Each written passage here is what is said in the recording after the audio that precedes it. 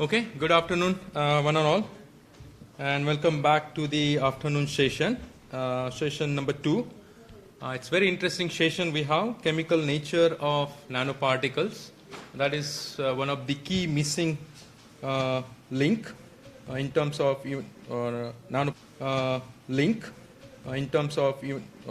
nanoparticles.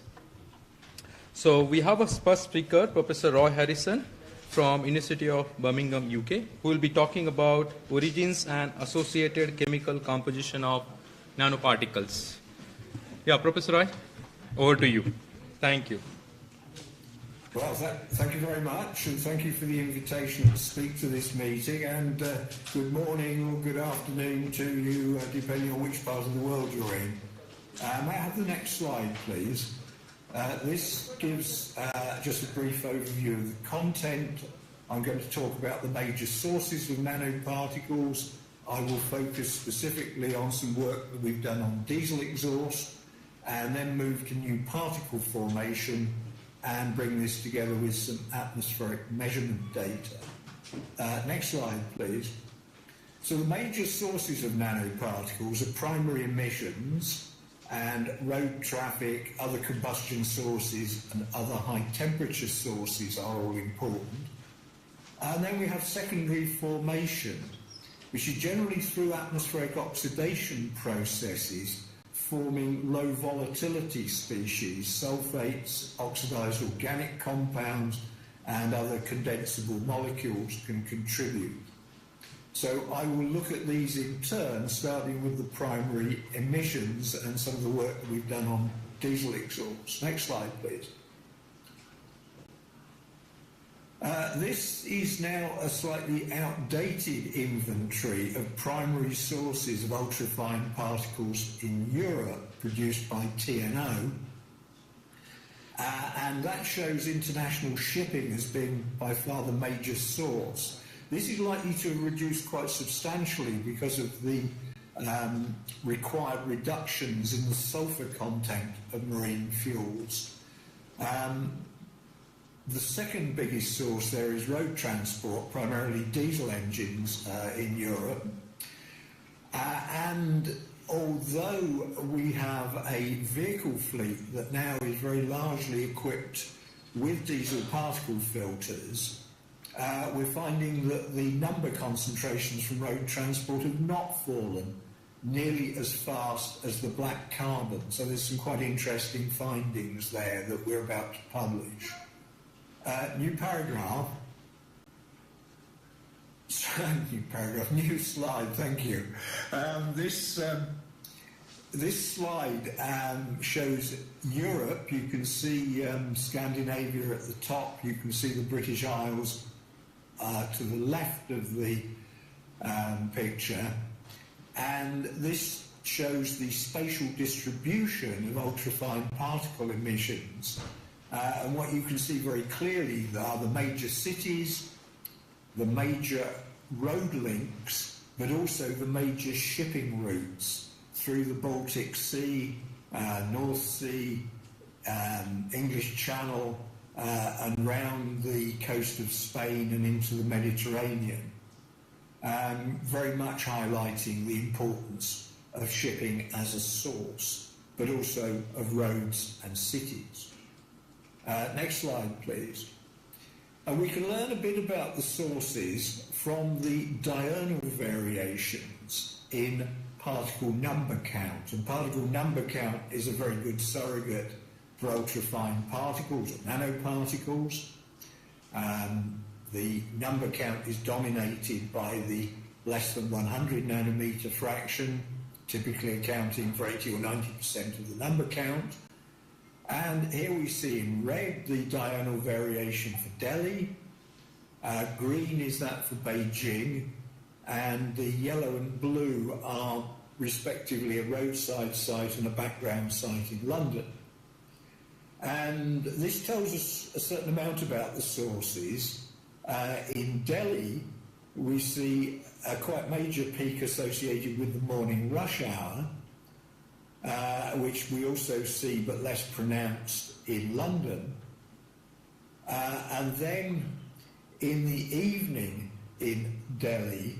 I think probably because that's the time when the heavy-duty vehicles, the trucks and so on, are allowed into Delhi. We see a big peak in particle number counts. That's the red plot for Delhi, which we don't see so markedly in the other cities, although Beijing has some similar regulations for certain areas of the city regarding access of vehicles. We do see a peak there. But note this peak in the middle of the day in Beijing, which is to do with secondary formation, which I'll talk about later. Next slide, please. And next slide. So this is our work on diesel exhaust, and many of the particles associated with emissions from diesels are actually made up from semi-volatile compounds. So if we take the box on the left, we have hot exhaust gases with high vapor concentrations. These mix with cold air and particles formed by condensation. And as the air moves away from source, those particles can in fact evaporate and the vapors oxidize, and that helps to form secondary particles. So diesel emissions are very important in this regard. And diesel particle filters are not very efficient in suppressing this mechanism of particle formation, although they do cut out a very high percentage of the primary graphitic carbon particles. The next slide shows the processes where the top graph shows the temperature of gases emitted from the tailpipe, and the x-axis is the time after emission. So we see those temperature cooling as the tailpipe gases mix with ambient air. And the lower part of the graph shows in the darker line the ambient vapor pressure, which initially exceeds the saturation vapor pressure, and particles form in that region as the gases dilute. They can then subsequently evaporate as they dilute more, and the ambient vapor pressure falls below the saturation vapor pressure. And we have seen this in London, that the particles can evaporate as they move away from roadside. Next slide, please. So we've done a lot of work on characterising emissions from diesel engines using a sophisticated test engine facility and devices like the Combustion DMS 500 or scanning mobility particle sizers to characterise the particle size distributions. And we've also collected particles for chemical analysis. And the next slide shows the main method that we use for chemical characterisation, which is two-dimensional gas chromatography. And the graph on, the diagram on the right of the slide shows how the first column in the two-dimensional chromatography doesn't achieve a complete separation. But we then have a modulator that takes slices out of that column effluent and puts them through a second column. So the first column separates on the basis of volatility, and the second on the basis of polarity. And we can get a complete separation shown on the next slide. So on the left we get what you would see from a conventional one-dimensional GC, and if you click again we'll get some words on the bottom there, on the bottom of that slide, thank you. So that's a conventional one-dimensional GC, gives this unresolved complex mass, and on the right the comprehensive two-dimensional instrument essentially adds another dimension to it, and we can separate out the compounds that are within that unresolved complex mixture. The next slide shows a typical chromatogram And if you click through that, you will see how we can identify different groups of compounds. Keep clicking, alkanes and so on, tricyclics, monocyclic aromatics and so on. There are a few more there. Just keep going. Don't worry if you then get on to the next slide. So when we look at diesel emissions, we get the kind of plot that you see on the right-hand side there. And that's made up of two plots, which you'll get by two more clicks. So at the left side, we see the diesel fuel, which is the compounds below C20. And then vaporized engine oil is what we see on the right, which is in the C18 to C30 range predominantly, going slightly beyond C30 in fact. So we've got both the more volatile fraction there, still within the particles, although there will be a bigger percentage probably in the vapour, but also we've got the condensed engine oil, which partitions very much into the particulate phase, and this shows both of the graphs actually are derived from the particle phase. Next slide. So here we see the particle phase emissions composition overall. The y-axis is the percentage mass contribution, and the x-axis shows the carbon number from carbon 11 to carbon 35. So this is purely the particulate fraction. There is actually also a vapour fraction which looks very different because it peaks very much to the left-hand side of the plot. But what we're seeing here is that linear and branched alkanes, which are the grey blue at the bottom, makes up very much the major proportion, probably 50%, with monocyclic alkanes in the red-brown colour above that, and bicyclic alkanes then in the green.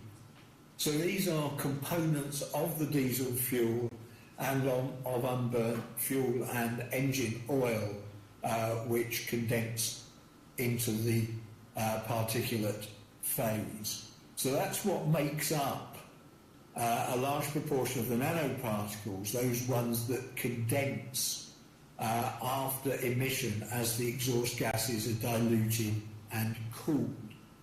So in urban air, that makes up a large part of the composition of the nanoparticles, but it's not the only component. Next slide, please. Now, this is Heathrow Airport, and where the blue arrows are the two runways, one of which is used both for taking off and landing, one of which is only used for taking off.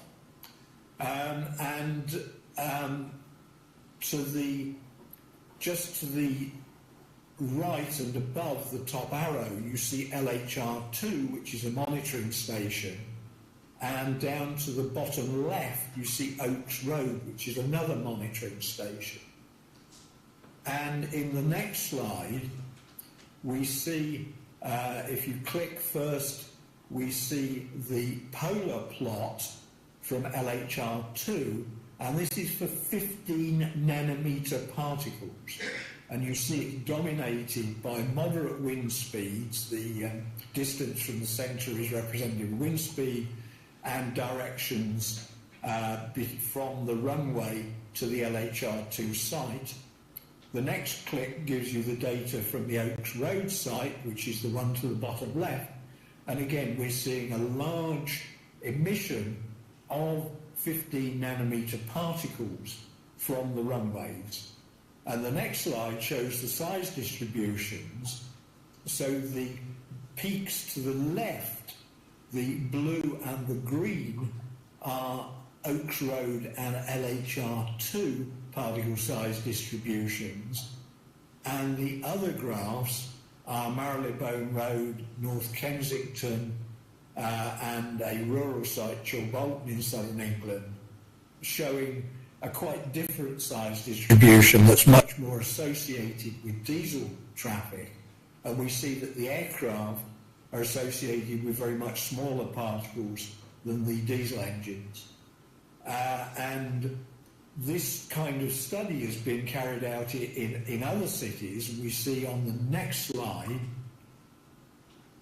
we see 4 cities which we studied in collaboration with people from the University of Helsinki and from the IS Global Institute in Barcelona. And if we move on to the next slide, we see, having applied positive matrix factorization to the particle size distributions, we see polar plots from Barcelona, Helsinki, London and Zurich, moving from top to bottom. And they all cities from central urban sites show peaks in nanoparticles in the direction, or from the direction of the airport. So in London, despite the fact that Heathrow Airport is right on the boundaries of the city, the emissions from the aircraft at the airport are seen affecting the size distributions in central London. So that's another combustion source which is important as a source of nanoparticles. And the composition is not as well studied as for diesel particles, but is broadly similar to that of diesel particles. The fuel is of similar volatility, and the lubricating oils are comparable. Next slide, please. And this shows, for different aircraft types, the calculated emission factors. And although there's too much detail for you, let me just summarise it in saying that the emission factors are bigger for the larger aircraft, but if you normalise them by the number of passengers, they're a little bit smaller for the larger aircraft. But we can actually, from the ambient data, estimate emission factors for the different aircraft types. Next slide, please.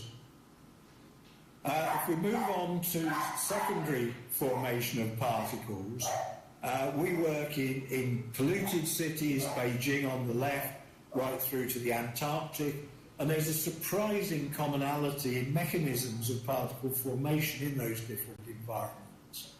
Next slide, please. So there we see the move from molecules on the left through to clusters of molecules, and then growth into nanoparticles, which then grow more by condensation and coagulation to make up a significant part of PM2.5 mass ultimately. And the next slide shows the process again, and both in Antarctica and in places like Beijing, the dominant processes are the oxidation of sulfur dioxide to form sulfuric acid, which reacts with amines, possibly with oxidized VOCs. HOMs are highly oxidized molecules, so these are large organic molecules containing a lot of oxygen.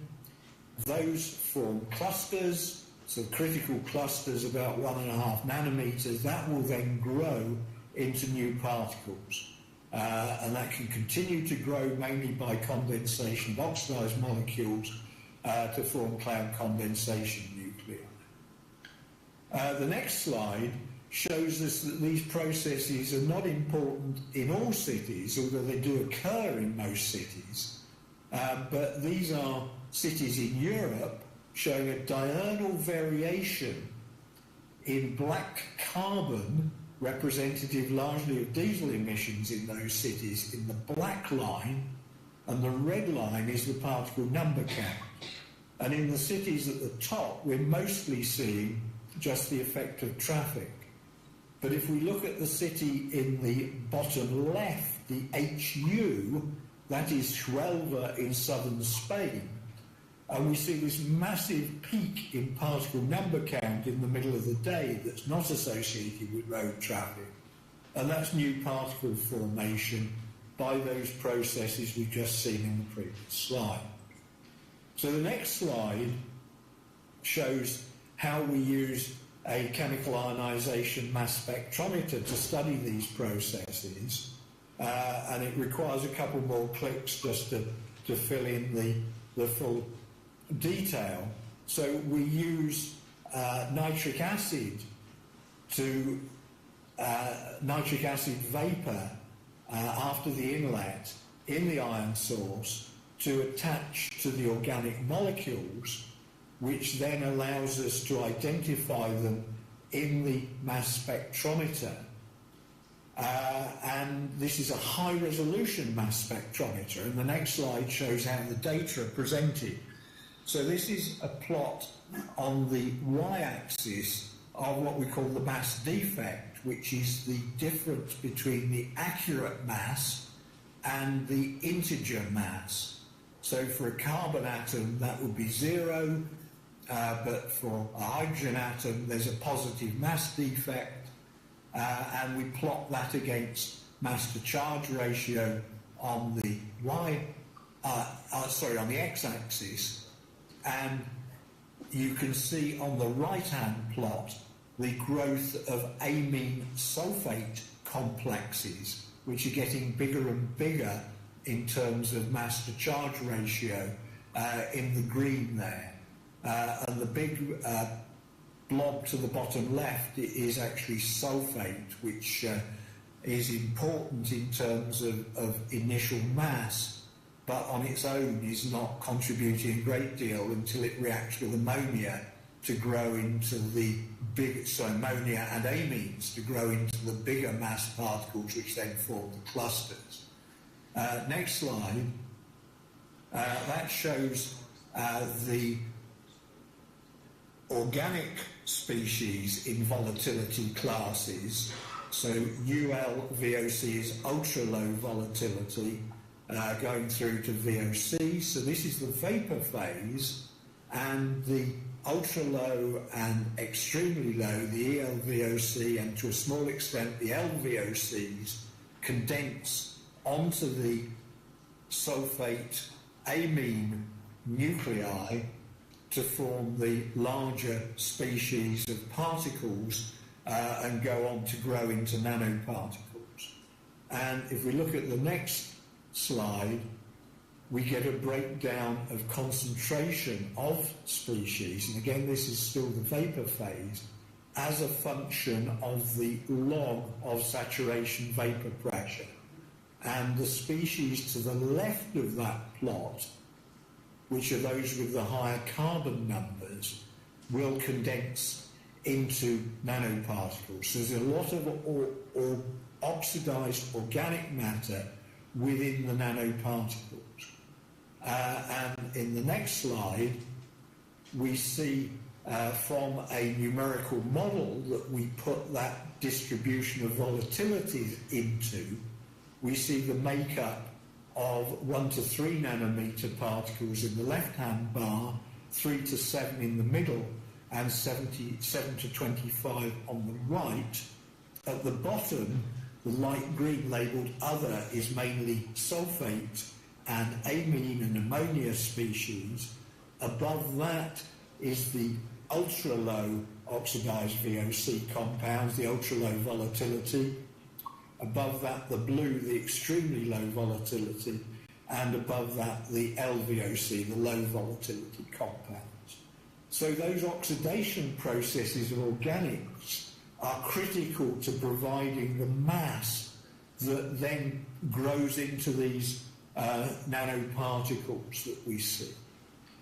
And then my next slide, which is the penultimate slide, shows a now rather older measurement study, but there are very few measurements of the chemical composition of ultrafine particles in the atmosphere. And this shows the 2 sites in California.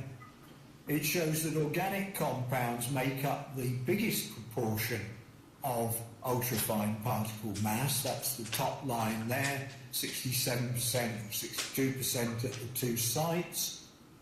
The second biggest is actually metal oxides.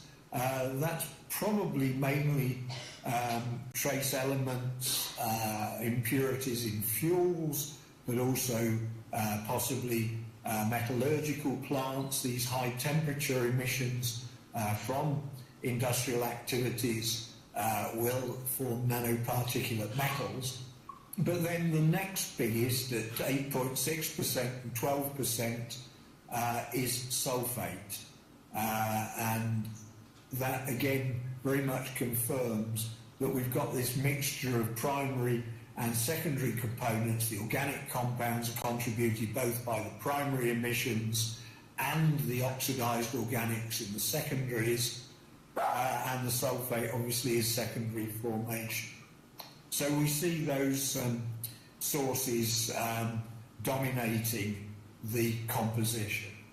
And my next slide is simply to thank you for your attention, and I'll be happy to answer a couple of questions or so if there are. So thank you very much.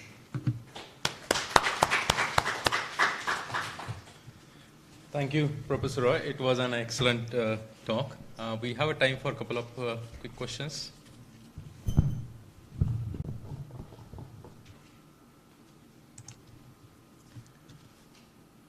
Yeah, I have a very quick question.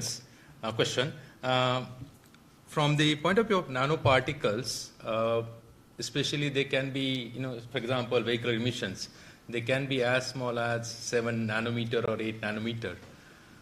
In your opinion, would they favor condensation by organic matter more or inorganic matter more?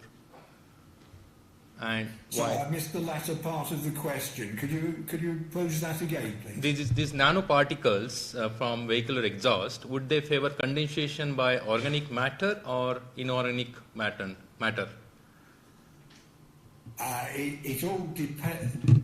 It depends on the vapor pressure excess over saturation, but also from a viewpoint of activity coefficients, they would probably favour the condensation of organic compounds onto organic compounds. It would be more favourable.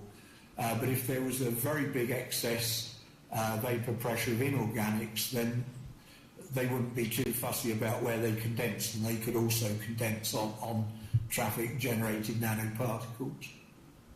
Okay, thank you. Do we have any more questions? Yeah, there is one. Thank you very much for such a nice talk, Professor Harrison. I am Neeraj Dastori. My question is related to your last slide, last slide, where you were showing the composition of ultrafine particles, and you showed that about 12% and 20% was metal oxide. Yeah, 12 and 20% metal oxides. So would you like to suggest which metals you expect and how they are expected to vary from place to place? Oh, that really is a tough question. There will be some, there may be some surprises here. There'll be some calcium, for example, because it's used in fuel additives. There'll be zinc, which is used in fuel additives. There will be some nanoparticulate metal from non-exhaust emissions, say brake wear. Very heavy braking can cause nanoparticle emissions, and that will contain zinc, copper, barium, antimony. If there are industries such as metal smelting, for example, then those may well dominate, so there'll be huge variations from place to place. Excuse me, but the ones I mentioned earlier are likely to be present in most cities because they come from road traffic. So there will be a very wide range of metals there, predominantly in oxide form if they've come from a high temperature process, which they most probably have. So I hope that sort of gives you at least an idea of where they're coming from, and if you know roughly where they're coming from, you can start to infer the composition. So just in continuation, just a little bit clarification here. So when we say it is traffic related, so means when we are talking about metals in nano size particles, that means it has to come through very high combustion process. So, other than that, this breaking it all, they can cause nanoparticle? It's almost certainly from a high temperature process if they're in that size range. Actually, remembering now, I wrote a review article on this a few years ago, so if you drop me an email, I'll be happy to send you the review. Okay, that covers most of the major studies up to the time of the review. Fine. Thank you. Thank you very much. We still have 1 minute for a very quick question. Okay, this is Dr. Ravindra Kewal. My query is that you have worked in Europe and very clean site, but you might have also experienced China pollution. So what is your observation for Indian pollution condition, basically the nanoparticle formation and their chemistry, means how it could be different and what could be similar there? Well, our work in Delhi and that of others who've worked in Delhi suggests that new particle formation is not very favourable in the Delhi atmosphere. It doesn't happen very frequently. Now, I cannot tell you whether that conclusion applies to other cities because I haven't worked in other cities in India. But I think there's a much, much larger proportion of the nanoparticles in the Delhi atmosphere are primary emissions, and you also have a lot of light industry, some of which is using high temperature processes, welding, machine metalworking and so on. So I think you've probably got a lot of more trace metal material there. You've got diesels there, particularly at night time, and you've got other road traffic sources which will emit nanoparticles, primarily carbonaceous.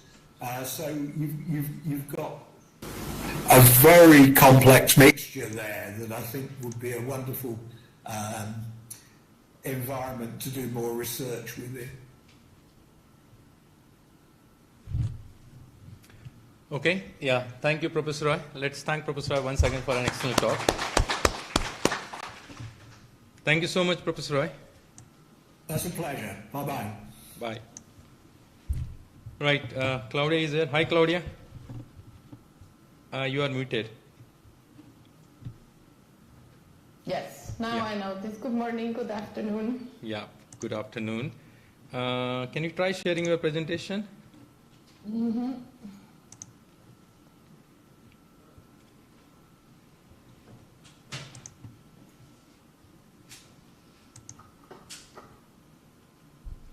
Does that work? It's coming. It's coming.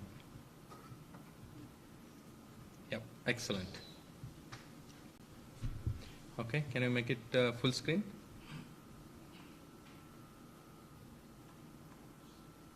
Let me try that again. I think I'm not sharing the full screen.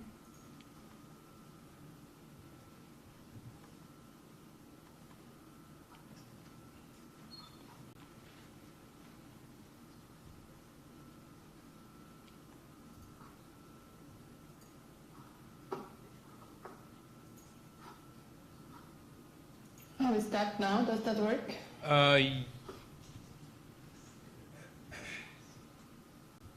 Not really. Okay, 1 second. Well, it looks fine from where I am, if you can hear me. So with you, I'm sharing my slides. Matthew? How do we make this? I think. It's as much full screen as mine was. It takes up most of the screen for the remote viewer. View. Change layout. Yeah, it's good now. Excellent. Okay. So the worst thing we have managed.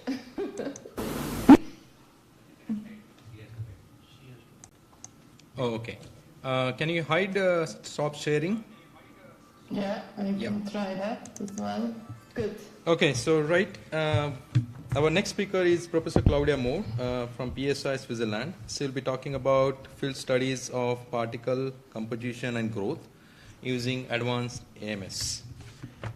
Yeah, floor to you, Claudia. Yeah, thanks a lot, and I'm glad we could resolve the technical issues, and thanks so much for inviting me to speak here. I'm really happy to do so.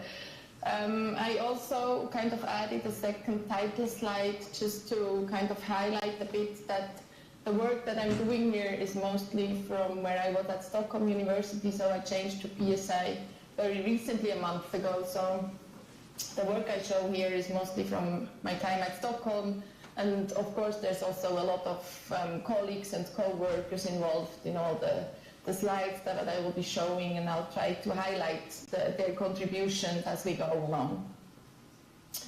So I thought about, for this talk, to focus a little bit on our work on nanoparticle growth, given the topic of the conference. And this is a very simple schematic, probably nothing new for most of you, but we put this together with Taina Liuti from the University of Eastern Finland and with Ilona Ripinen from Stockholm University a couple of years ago, when we wrote a little perspective on nanoparticle growth. And I just used this slide to kind of introduce my talk, and what I have been focusing on over the last few years is really trying to add understanding to the process of what are the mechanisms, what are the compounds that contribute to the growth of mostly newly formed particles in the atmosphere. Of course, one can argue that also primarily emitted nanoparticles grow eventually to sizes where they can become important for, say, cloud formation, or like add a lot of mass when we're talking about air quality, haze formation, and so on. So our focus here is really on the particle growth. And also for most of you, I guess it's very clear, and I'll try to talk a little bit about that as well, how challenging it actually is, especially when we're looking at the chemistry of those very small particles. We have very little mass, so when we use analytic methods, we need mass. We have very little mass. We have several phases involved. You have the gas phase involved, the particle phase involved. So all of that makes it very challenging to understand the growth of particles. And in the same paper, we also looked a little bit, we added a little bit of this historic perspective, and this now focuses very much on the growth of nanoparticles in the boreal forest, where I would argue we have this is maybe one of the systems we understand the best in terms of the measurements that we have. And as we go left to right, I don't want to spend too much time on it, but essentially from the 90s, where one knew there must be something that is growing the particles, to adding knowledge on, okay, sulfuric acid plays an important role, and then a bit later figuring out it is actually organic compounds that are very important in this environment to understanding particle growth or contributing to growth, and then a bit more recently, where with the new instruments, especially the mass specs, we are now really able to get the molecular composition of the organic compounds that contribute to the growth of those particles in the boreal forest. And I think the next slide, or the one after, talks a little bit more about that. Here I quickly want to introduce the method that I am using the most, or have been using the most recently, and this chemical ionization mass spectrometer, where an inlet that is called the filter inlet for gases and aerosols, this figure of things, is coupled to it. And I'll just briefly outline what this instrument can do for those of you who don't know it. It adds also a bit of understanding then when I show you the data a bit later. So basically it is a chemical ionization mass spectrometer, so it separates individual molecules, measures their abundance, and we get mass spectra. That's the topmost panel. Then we can use this molecular composition information to also calculate the volatility. We can parameterize volatility using different parameterizations that are available in literature by now. People have developed a few of those. This was mostly started with the work from Neil Donahue. So what one then gets is basically this distribution that is shown here, where the compounds are organized in decadal bins of their volatility or saturation vapor pressure.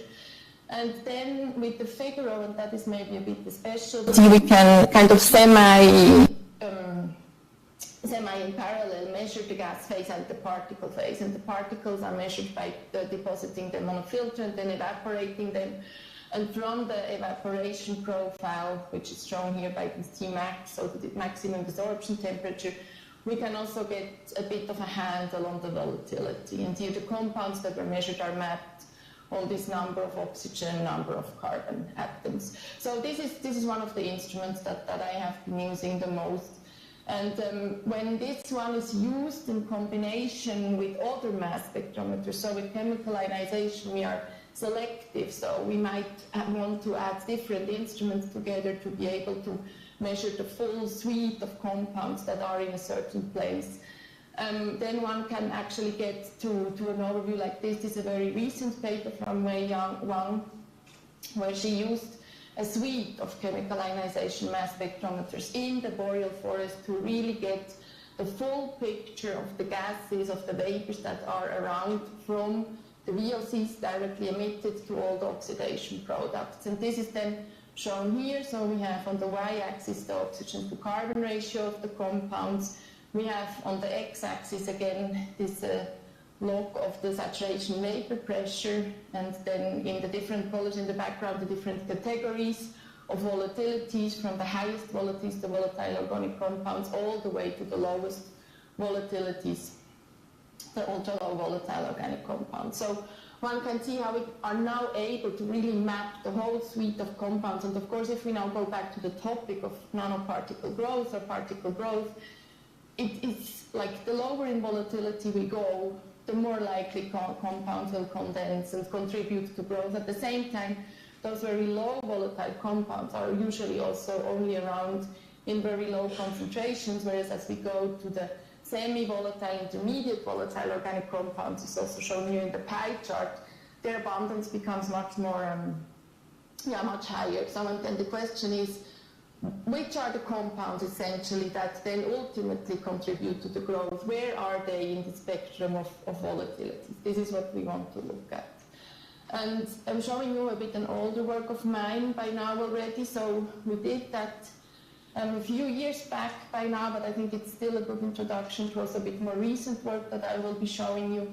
So also in the boreal forest, we used the Figaro SIMS to measure the oxidized volatile organic compounds. We identified about 1,000 compounds, mapped then here with according to the number of oxygen atoms, number of carbon atoms. So we see that the bulk of the compounds we measured has between 5 and 10 carbon atoms, 4 to 6 oxygen atoms.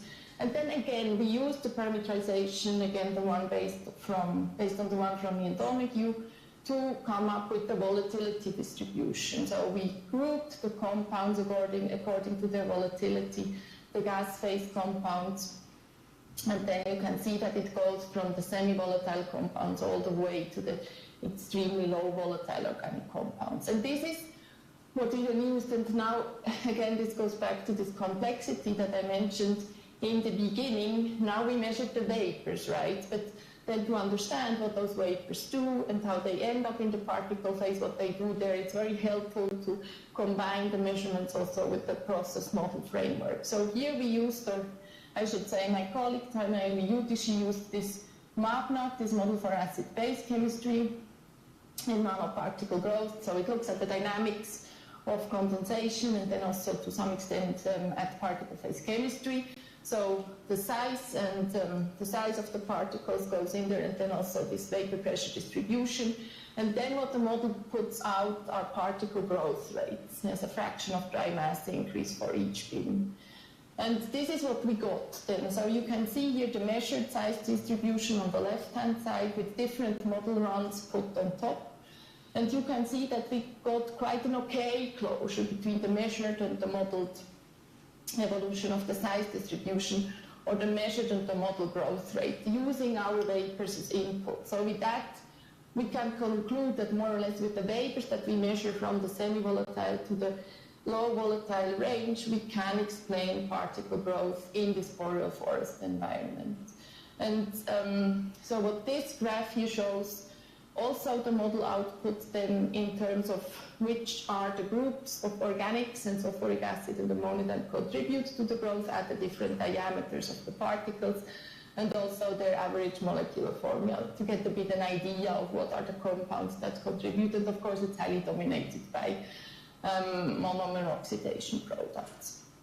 And this output then we also used as input again in a thermodynamic model, and we also compared that to thermodynamic measurements at that site.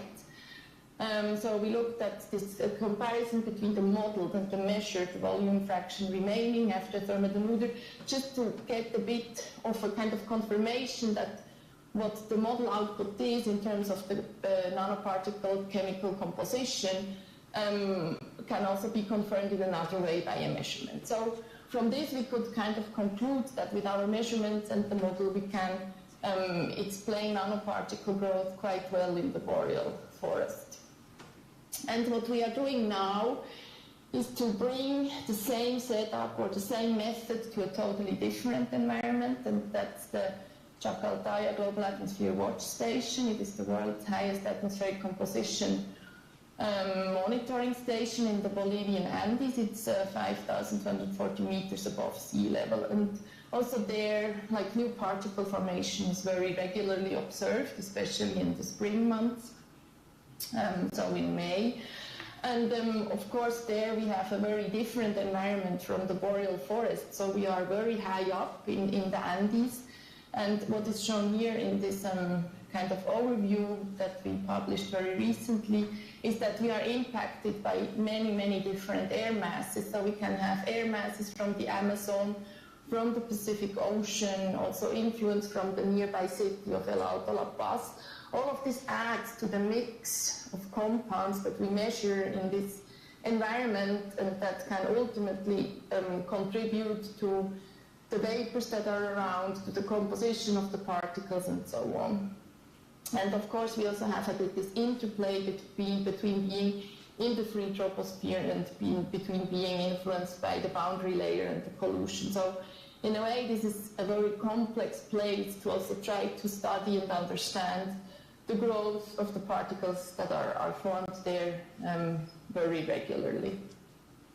So those are now some results that I show from this particular measurement station. So it is very similar to what we did in the boreal forest. So we have again the measured size distribution in the background. Here we also add the time series of the compounds that we measured, so sulfuric acid, the different organic volatility categories, extremely low volatile organic compounds, low and semi-volatile organic compounds, and then different model runs. I will not go into detail base case, but then we also modify the concentration a bit. And you see overall, again, the model manages to capture more or less the evolution of the particle size quite well. However, what we also observe, and that makes the whole story a bit more complex, is that at the same time or a bit later, so we sit at the top of the mountain, the sun is coming up, we start to have to build the oxidation products of the precursors that can lead to new particle formation and growth. We also, with the elevation of the boundary layer, also have the pollution from the city, so the influence from the boundary layer coming to the station. So we have this kind of interplay between new particle formation, the growth, and addition of the polluted boundary layer. And for us the question is a little bit, how much is now this boundary layer responsible for can we already say nucleation or just the growth? So this is something that we are now trying to work on. And this is an example here where we do the exact same thing, but then you see around noon this sudden increase in particle diameter, also larger particles and concentrations, which is the impact of the pollution. And of course, this makes the modeling of the growth rate like much more difficult, let's put it in this way. So this is now a bit of an overview.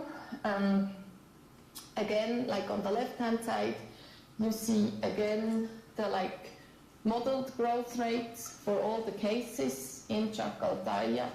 And then on the bottom, at the bottom on the y-axis, you see the measured growth rate, and then we compare this very similar to the boreal forest. And again, we are more or less in this range of a factor of maybe plus 50 factor of 2 and so on in terms of how well we can predict the growth. But what you can also see, and now this brings me a little bit back to the previous slide, when we have this change in air mass, or when we observe this advection of the pollution, we end up with these extremely high values of growth rates.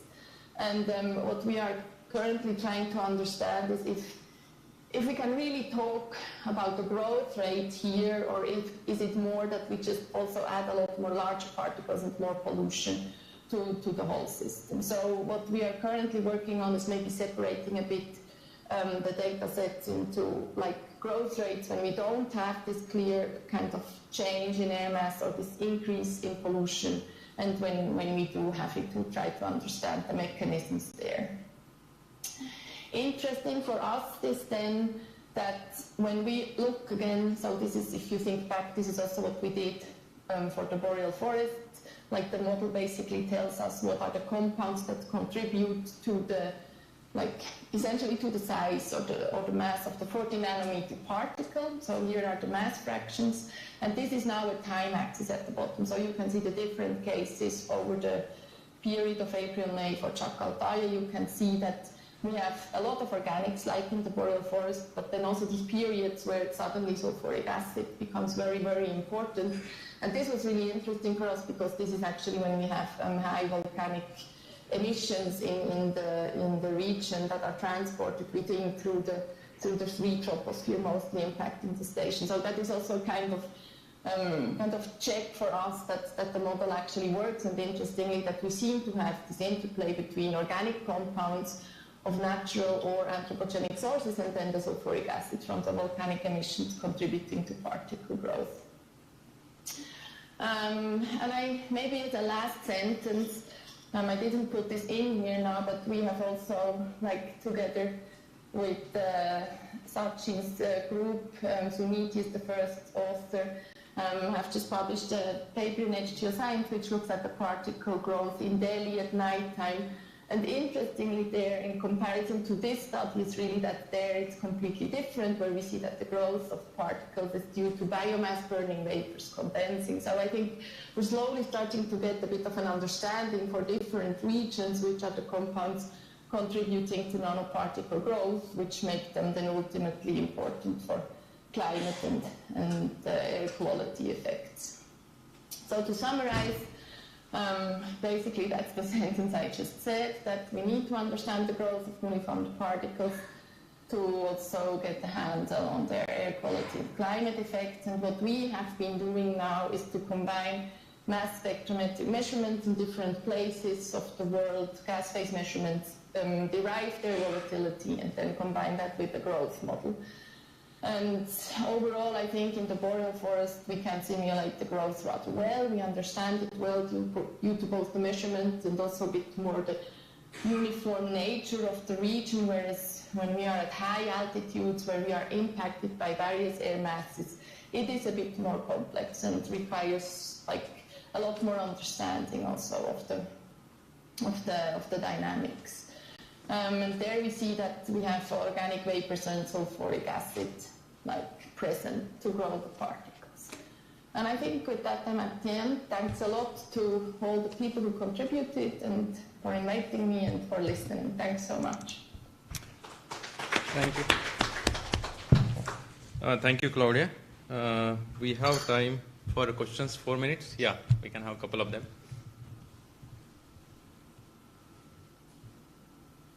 Yeah, let me ask you one question, Claudia. You made actually the right point. The composition of nanoparticle is site-specific, but I would also add that it's not just site-specific, it's also atmospheric condition or maybe season, you can say. So specific. So results from one site or one season may not be applicable to the same site, same season, or other site and the same season, and vice versa. So I don't know, what do you say, what do you recommend basically, how we should address this problem?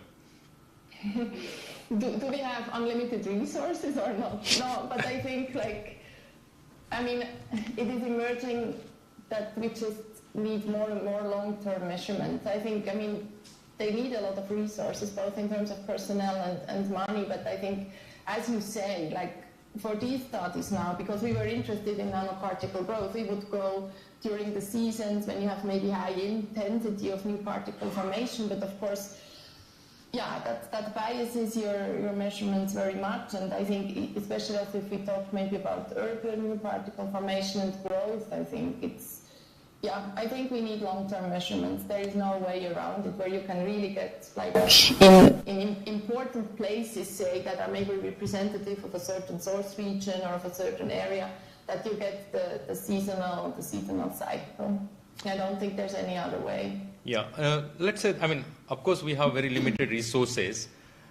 Is there a way that we can integrate this information and come up with maybe some kind of a theoretical model, or is that could be another option, or the long-term measurements is probably the only option with this kind of high-end state-of-art instrumentation? Yeah, that's a good question as well. I mean, in a way, we are already kind of integrating our measurements by kind of limiting them almost to their volatility, right? So I'm thinking, but then assessing the volatility is also inherently challenging. But I think if we have a certain idea of, say, particle size distributions and the general volatility of compounds, I think we could get already quite far. But also that, I think, needs a bit more dedicated studies so that we really represent volatility well or parameterize it well. Okay, great. Do we have any more questions? Okay, if not, let's thank Claudia again. Thank you very much. So we'll now move on to Claudia. Could you please stop sharing? Yeah, great. Okay. Lubna, I think she's there. Yeah. Hi, Lubna.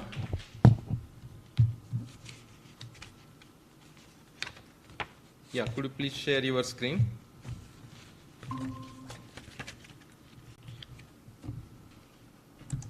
Yeah.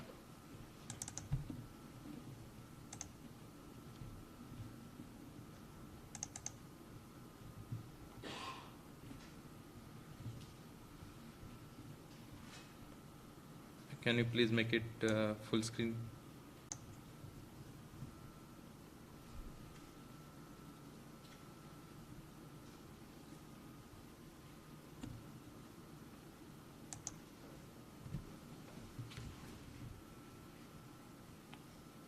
Lubna, you are not audible.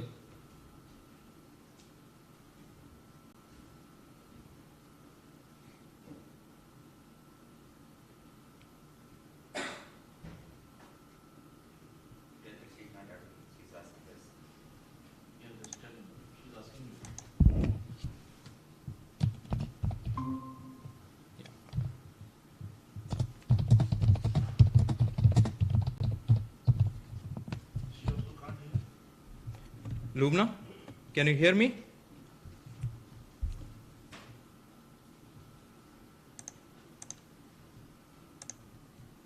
I hear you, okay, but we can't hear you. No, we can't.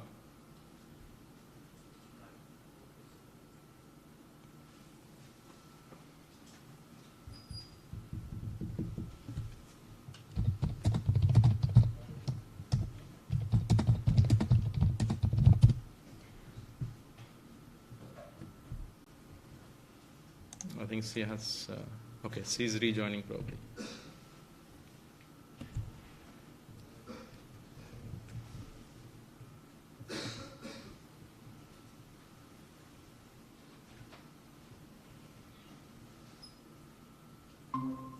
Yeah, we are not new to this, I think. Hello? Yeah, great. We can hear you. Okay. Yeah, great. We can hear you. We can see you. Can you share your screen now? Yes. Great.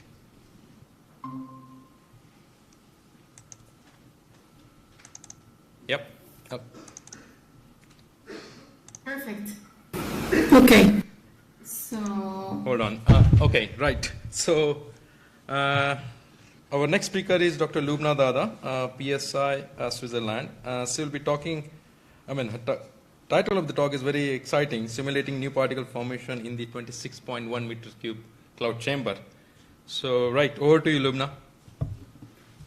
So, good afternoon, everyone, and good morning to the ones listening from the west side. So yes, I'm Lubna, and I'm a scientist currently at Paul Scherrer Institute, and this work has been a compilation over the course of 7 years, actually, where I have been first at the University of Helsinki doing my PhD, where this work has started. So, as the title says, we simulated new particle formation in the cloud chamber, which I will introduce to you in a bit. But in this talk, I will focus only on the anthropogenic part of what we have simulated, although we have also studies where we have simulated biogenic and pure biogenic, as well as a mixture of biogenic and anthropogenic. So if you are interested in those, you can reach out to me. But today I will be focusing about new particle formation in anthropogenic and specifically in polluted megacity environments. So to start, why do we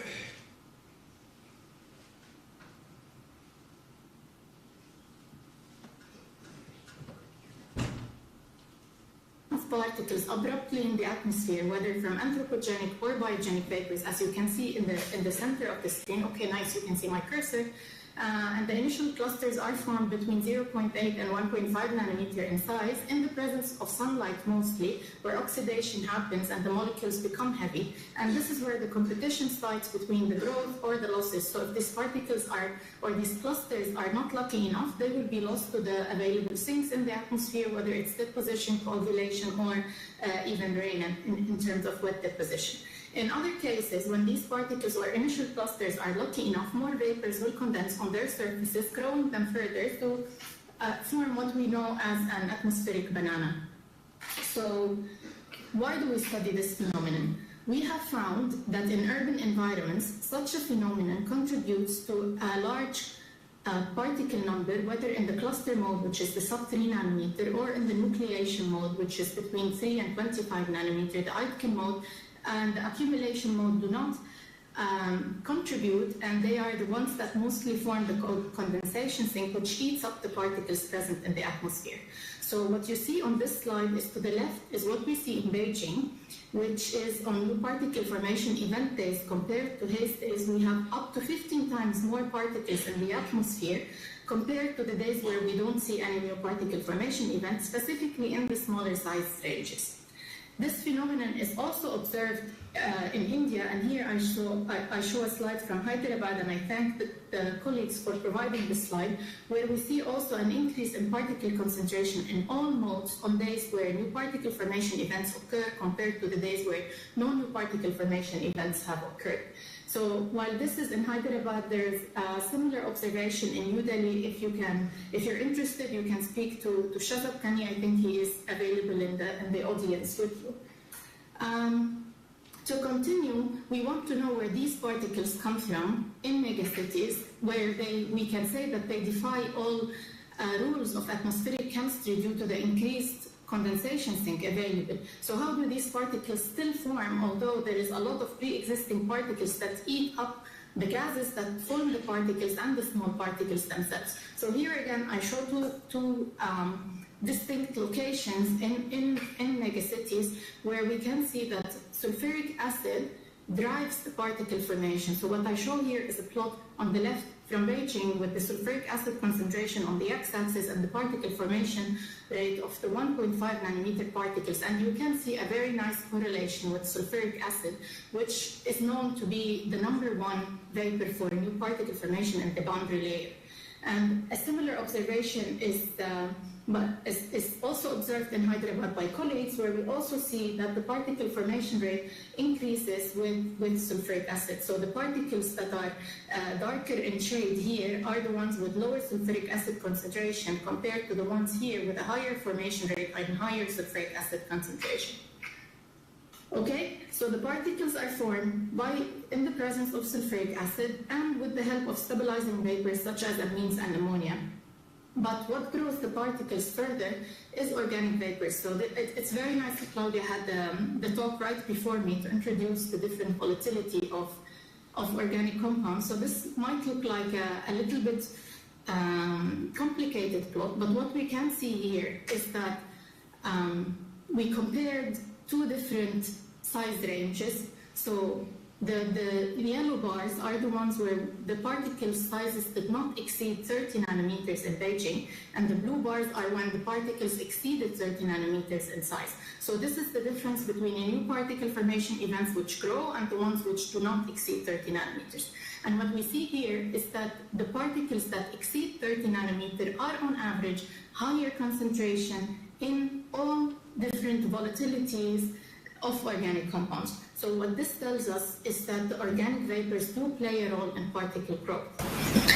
However, we don't know the exact mechanism by why this is happening, and that's why we go to chamber experiments, because we know the overall mechanism based on correlation plots that we plot in the atmosphere, but the exact mechanism together with the oxidations and the small reactions that happen are still to be experimented. And since we can't just like take the atmosphere, put it in a box and increase the temperature to see what will happen in a few years, or if we stop this type of source emissions, what will happen to new particle formation, that's why we go to chamber experiments.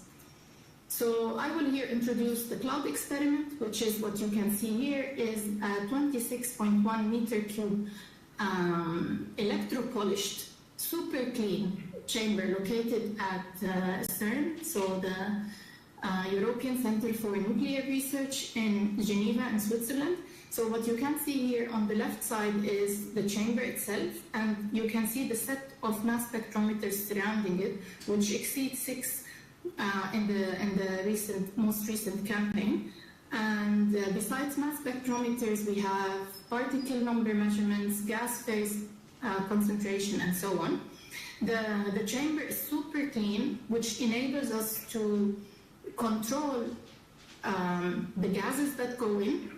We measure them, and on top of that, it allows for molecular identification of what is happening due to the minimum contamination levels. And what you see on the on the right side is the light system. So in order to simulate daytime and nighttime, we turn this on and off. And the chamber is also equipped with a high voltage cage, which when turned on eats the ions present in the chamber, so that we can also simulate the neutral mechanism of new particle formation. And what I show you here is the control room. So in this, besides this chamber, there is a control room where we control the input and the output of the chamber itself. So, and we control the temperature, the relative humidity, and so on and so forth. And here I show you the location of the chamber, which is between the Swiss and the French side, where the chamber is also located on top of the CERN synchrotron, where it provides ionizing particle beams, so we can control the concentration of the charged particles and increase it so that we can also study the higher levels of the troposphere as well. So this is what we see. So this is what we see in the control room. Basically, we monitor bananas, as they say. So we either turn on the lights or turn them off, or turn on the scavenging, so that we can monitor the changes in particle formation rates and growth relative to the input that we put in the chamber.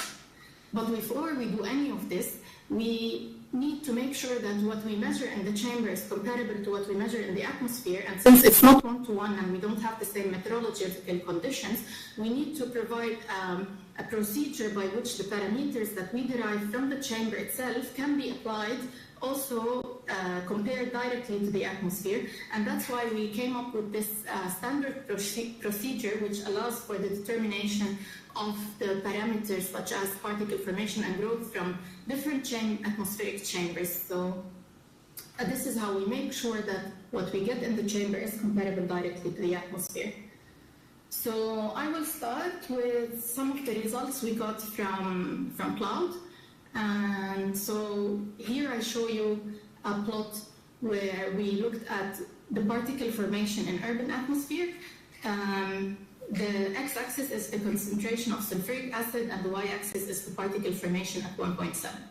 And the aim of this study was to figure out whether ammonia or amines are more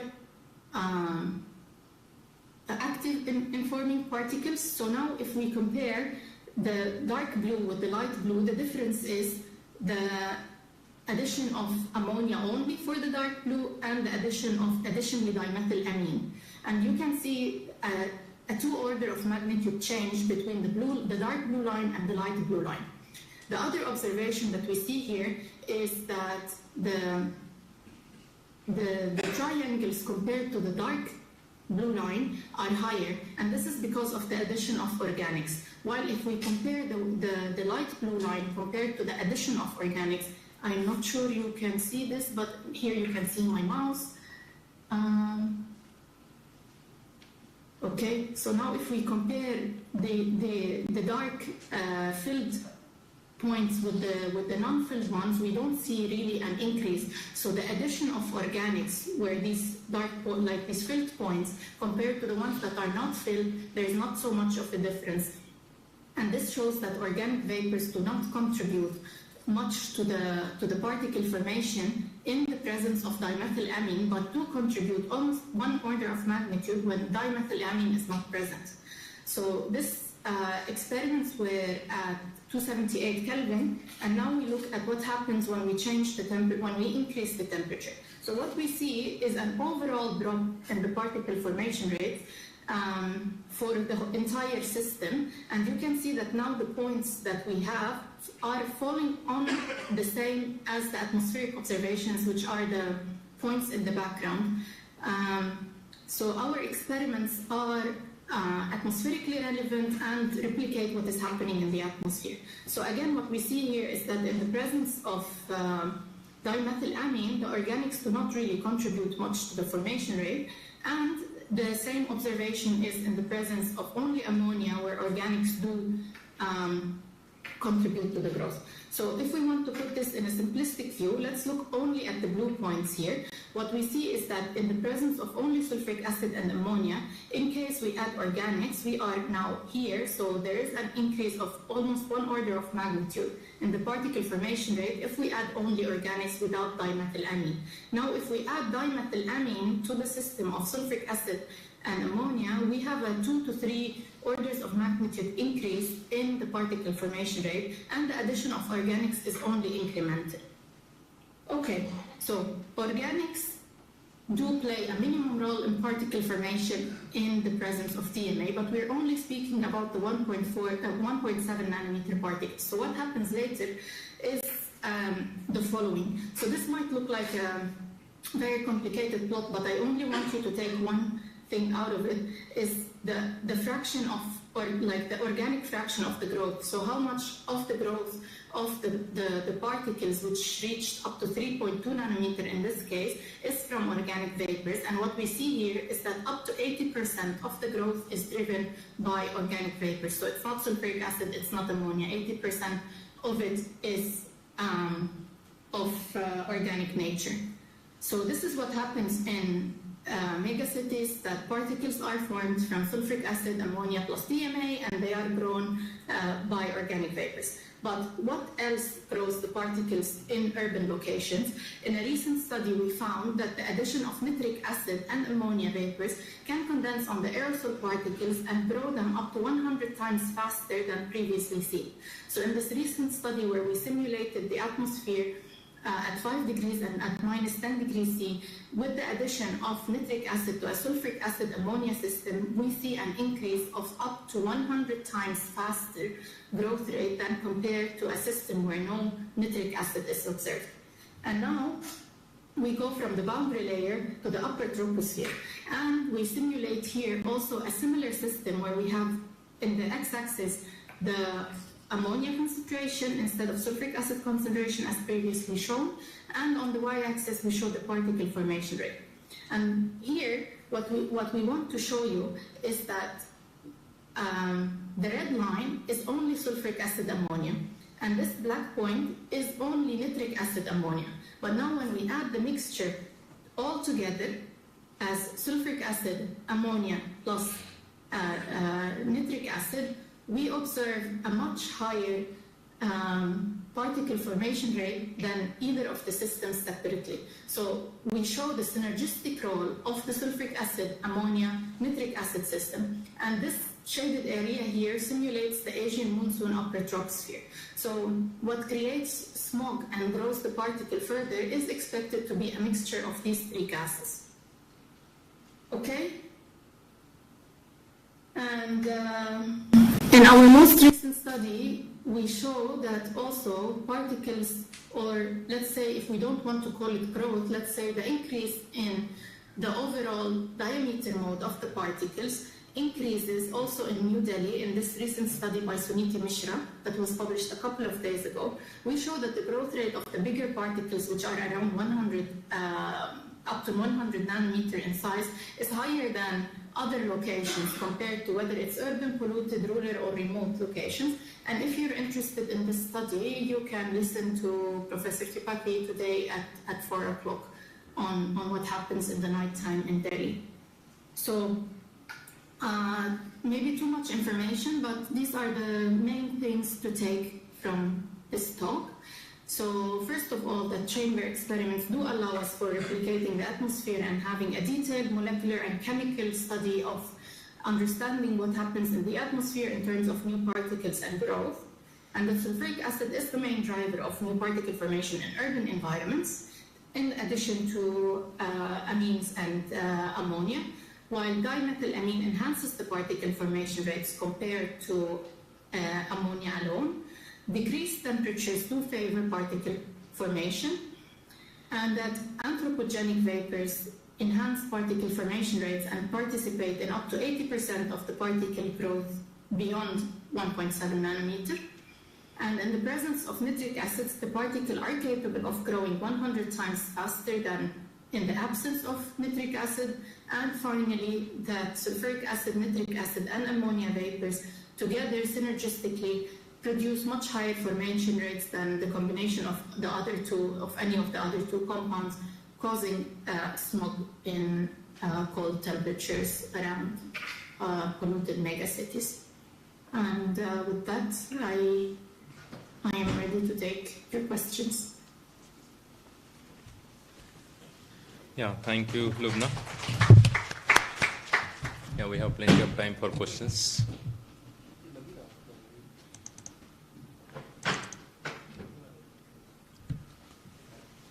Yeah, what question?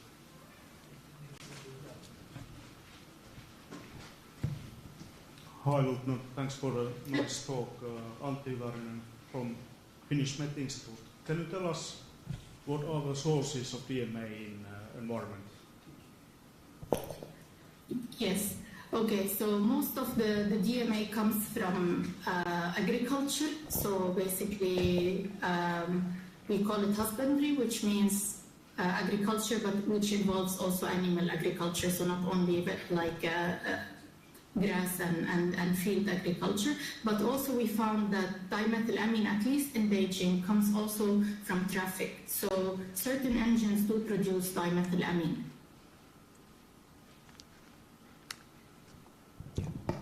Hi, it was a very nice presentation. Actually, I have one doubt why you went for 12.1 meter cube of chamber size? Why it is not lesser than that or more than that? Is there any specific reason behind it? Oh, that's a nice question, but the only thing I can tell you is that I was not part of the building of the chamber. I was probably 7 years old when this started, but the idea is that the bigger the chamber is, the more possible that you have minimum contamination, so that you can replicate also the time span in the atmosphere. If you have a very small chamber, the chances of sticking to the wall is higher. So the best is that you have a big volume to surface ratio to minimize this and to minimize the losses to the wall, so that you can replicate, for example, the condensation sink in the atmosphere rather than having a small chamber. And the contamination could be much less. So in our case, for this cloud chamber, what we do is that we wash the walls. We literally wash the walls to remove sticky vapors like ammonia. So this big is part of the volume to surface ratio to minimize losses and minimize the contamination in the chamber, I would say. Yes, Neeraj. Hi, Lupan. Thank you for the nice talk. I am Neeraj Study. Part of my question is already asked, since I wanted to ask the source of dimethylamine. Second part of the same question is so what is the mechanism? How this dimethylamine enhances the formation rate by factor of 2? I'm sorry, I lost the last part of your question. Okay. After So I am mechanism. asking you, third point is dimethylamine enhances particle formation rates. Why? Means what is the mechanism? What it does, which ammonia or other component can't do? You mean in the presence of sulfuric acid? Yeah, means you said in presence of sulfuric acid, dimethylamine, it can enhance the particle formation rate. Yes, I'm exactly. asking why? Means what is so specific about dimethylamine? Okay, so basically sulfuric acid is one of the least volatile vapors available in the atmosphere. So with the increase of the concentration of sulfuric acid and ammonia together, they form a cluster, and once this cluster exceeds the delta G or the Gibbs free energy, it forms a particle. So it goes from gas phase to particle phase. And with the presence of more and more sulfuric acid and ammonia, they start to form clusters where they can, once it exceeds the critical cluster size, it is more susceptible of growing further by condensation of more vapors on the surface of this particle. Does that answer your question? That is correct. What you were saying about the ammonia and sulfate reaction and then why it is forming. Means I was asking, dimethylamine is, you are saying it enhances particle formation rate by factor of 2. You have shown in one of your slides. Yes. So why is dimethylamine? Why is dimethylamine better than ammonia? Yeah. Okay, I would say that dimethylamine sticks better to the cluster. So the evaporation rate of dimethylamine is less than ammonia itself. So once the cluster is formed, this dimethylamine cannot escape anymore in a way, and is attracting more and more sulfuric acid. Thank you. Could be that it's just acid-base reaction. Amine is a base, and yeah. In both cases, it is an acid-base reaction. That's true. Yeah. Hi, I have a quick question. Did you do any experiments regarding the susceptibility of particle formation with respect to DMA concentrations? Like if you are increasing it infinitely, whether it will help or it will have an indirect impact, like negative impact? We did these studies with increasing DMA, and it does increase the particle formation rate. I'm not sure whether any of this is published so far, but there is a limit. So after a certain amount of DMA, there is no further increase. I don't remember the numbers on top of my head, but I think that what we see in the atmosphere is around 13 ppt. So we're speaking about ppt levels of DMA and not really higher. I cannot recall on top of my head what is like when does the formation rate kind of plateaus with the particle formation at the DMA concentration, but I think it is in ppt levels. So you only need a dash of DMA to kind of do this increase in particle formation rate. Okay, and just another curiosity, like if you remove sulfuric acid, and if you add like ammonia, nitric acid and DMA, whether you will see any NPA formation? We also did, I think, partially this study where we did not have any sulfuric acid, and I think the rates are comparable. So whether it's nitric acid or sulfuric acid with ammonia, if I remember correctly, the rates are approximately the same. It's just that the nitric acid concentration in the atmosphere is not similar to that of sulfuric acid. So we don't only need to think about like the reaction whether nitric acid plus ammonia is equivalent to sulfuric acid plus ammonia, but also the concentration of both in the atmosphere. And that's why there is no place in the world where nitric acid is present in the absence of sulfuric acid, and that's why what is important here is the three together. Okay, great. Thank you so much, Lubna. Yeah, let's thank Lubna once again. Thank you. Yeah. Can you stop sharing your screen, please? Yeah. Okay, our next speaker is Dr. Jonas from Airmodus, Finland. Jonas, could you please share your screen? Yes. Great. He'll be talking about using Airmodus A11 nano condensation nucleus counter to measure atmospheric new particle formation. Okay, so seems that I can only share my entire screen, but let's try it anyway. Yes. If it doesn't work, then I can also share. Yeah. Yeah. Now you should see my screen. Yes. And now you could see it in presentation mode. Yes. Yeah. Okay. Over to you. Thank you. Very good. Thank you.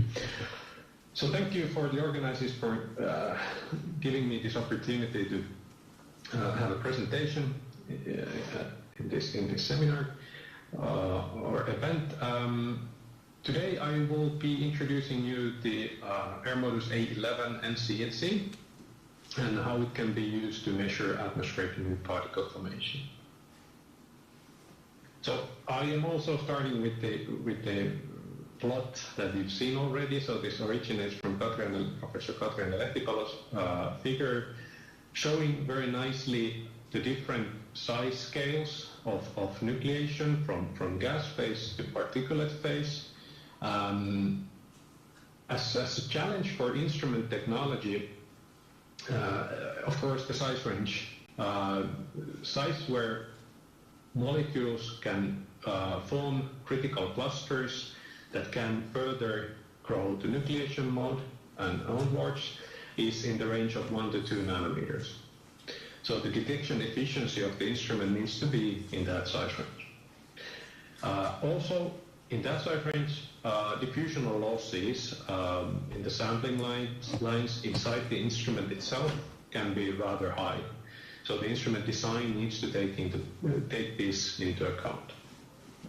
Also, choice of technologies is important here as preconditioning, like charging the particles before detection is super challenging in sub 10 nanometer region. So charging probability basically is way too low for these small clusters in order to be able to detect reasonable concentrations. And that is why we are using CPC-based technology. So with this technology, we can achieve very high sensitivity with no preconditioning. Our solution is called the NCNC, Nano-Condensation Nucleus Counter, and it's a combination of two CPC-based instruments, a particle size magnifier and a, let's say, more typical one-flow, full-flow butanol condensation particle counter.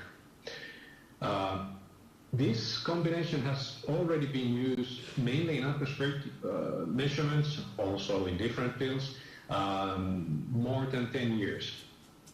There are several publications out of the data that we've been using the A11 system, and you can actually find all of these from our webpage if you want to look further into these. So more than 100 peer-reviewed publications out.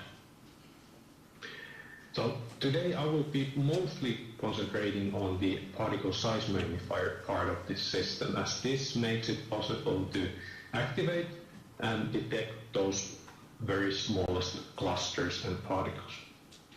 It is a condensation particle counter based instrument using diethylene glycol as a working fluid. Diethylene glycol, because of the fact that it can activate and grow very small particles. Diethylene glycol can achieve super high saturation ratios without homogeneous nucleation. So it can be used to activate also the very smallest ones. The instrument itself can be used in 3 different measurement modes. So you can use it as a, let's say, more typical CPC, so fixed lowest cut point up to the highest cut point, and that cut point in the lower size range can be changed from 1.3 nanometers up to 4 nanometers. You can also scan this size continuously, linearly, between 1.3 and 4 nanometers, as well as you can step different cut points if you have a process where you need to do that. I mentioned already that the diffusional losses for the smallest particles are rather high, and those we have higher inlet flow rate compared to other CPCs, so 2.5 liter per minute, just to reduce those losses. The unfortunate side of using diethylene glycol is that diethylene glycol itself can't grow the particles easily up to optical sizes. It grows them up to, let's say, 50, 90 nanometers in diameter, after which we still need to use a CPC to grow them further and optically count the particles. And for that, we use that glucanol CPC after the PSM. And very important point in using CPC-based technology is that it can grow basically universally all particles. There are chemistry effects, so some particles activate slightly better than others. For example, organics tend not to activate as easily, but the difference is, let's say, in the range of 0.3 nanometers in cut point. So there might be a small change. But also it activates all charged and neutral particles. And here you actually see the real schematic of the PSM inside. So it's a combination of inlet, saturator, growth tube, and outlet. So inlet is just used to increase the temperature slightly, just to stabilize it basically, for the sample flow. Saturator is a place where we make the hot diethylene glycol, DEG, vapor, after which we mix this vapor with the sample flow rate. This mixture goes to a very cool place called growth tube, where the temperature is almost at 0 centigrade, where basically the activation happens and the growth happens. Some of the flow goes to excess, where we collect also the drainage of the instrument, and of course some of them, the most important part, goes to the outlet of the instrument. So if you have particles in the size range of 1 nanometer up to 1 micron going into the inlet of the PSM, your outlet size distribution starts from 90 and goes up to 1 micron. So all of the particles that are below 90 nanometers, in ideal case, activate and grow to sizes almost up to 100 nanometers in diameter. And I mentioned that this instrument can be used in 3 different modes. These modes are modes that change the saturator flow rate in different way. So saturator is the place where we introduce the DEG to the process. So by reducing the flow rate through the saturator, we actually reduce the amount of diethylene glycol that we mix with the sample, and that changes the lowest cut point of the instrument. So with the lowest saturator flow rate, currently 0.05 liter per minute, we activate particles, 50% activation starts roughly at 4 nanometers. And here you can see the plot.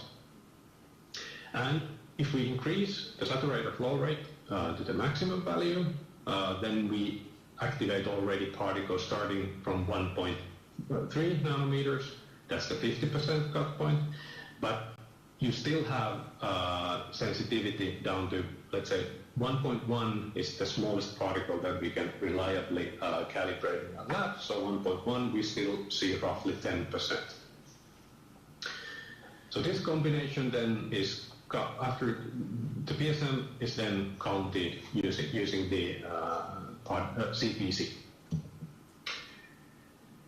Of course, all of of the instruments that we manufacture need to be calibrated, and we calibrate the instruments by using monodispersed particles. Currently we use hot wire generator to produce nickel chromium oxide particles that we size classify using a high resolution DMA, half milli. And as a reference, we are kind of bound to use aerosol electrometer because that's the only instrument capable of measuring so small particles. And because of the same issue, we need to do this calibration only using charged particles. There has been some studies trying to do calibrations with neutral ones, but that's still, let's say, very challenging.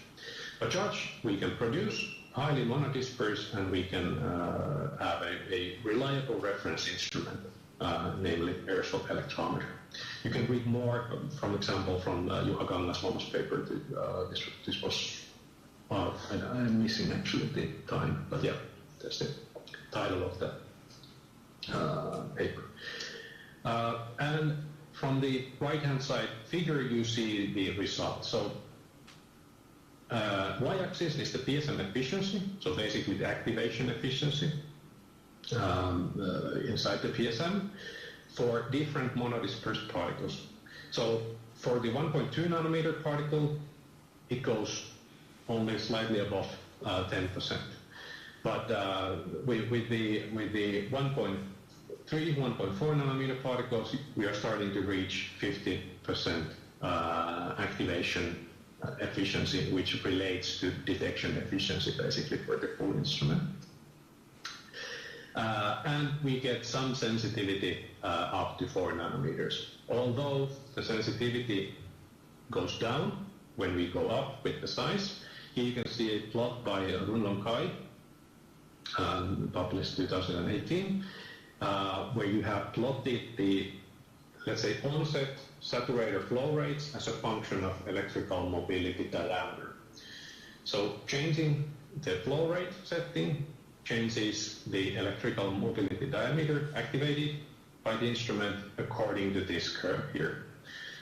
So with the very lowest flow rates, you activate the biggest particles. Highest flow rates, you start to activate the very smallest ones, down to 1.1 or so in diameter. And here you also see the resolution of the instrument with different size particles. If you want to compare this resolution number to, for example, DMAs, TSI nano DMA resolution for sub 2 nanometer particles is in the range of 2.7 to 4.4. This is from Jing Jiang's paper 2011, and here we are in the range of 1 to 3.5 or so with the resolution. So it's comparable, although of course with the high flow DMAs, high resolution DMAs, you can go to much higher resolutions. But then you have the problem of charging the particle. So this is what you end up if you scan with the instrument. Scanning the flow rates and basically scanning the lowest cut point is the most common way of using A11 in atmospheric measurements. The main benefit here is that you don't need to charge the particles. So the detection efficiency for even the smallest particles is still very, very good compared to, let's say, SMPS technology, for example. There are a bunch of different papers showing data inversion methods. Of course, we give you the online inverted data when you use the instrument, but many of the PSM users are using post-processing algorithms, and you can find publications from, for example, Lehtipala et al., Kai et al., and Chan et al., where a couple of different methods to do the inversion for the scanning data is presented. But this figure here is actually just using the, let's say, most simple one, the step mode. You can find it already in Lehtipala et al. Paper, stepwise inversion. And still you can see this really nice size spectra. This is actually calibration data where I've been changing the size of particles going inside the PSM as a function of time. And in the end, I've been actually measuring charger ions only. So these small ions and no big particles at all, at noon or so, are only charger ions produced by aerosol neutralizer, just as an example. Then, as mentioned, ambient air measurements, in order to do this properly, you need to pay attention in sampling. So cluster-sized particles, the main loss process is diffusion, the walls of your sampling tubing and whatever sampling you have. So the rule of thumb is that you need to have short tubing or high flows. Better to have both. On the right-hand side, you have a paper figure from the paper by Kangasluoma et al. 2015 showing two different cases. Basically, this is one 50 centimeter tubing with either 2.5 liter per minute or 9 liter per minute flow rate. And you can see the transmission through that tube as a function of diameter. It is quite obvious that already with 2.5 liter per minute, you can't have too long tubing. 50 centimeters already loses, for example, 40% of 1.5 nanometer particles.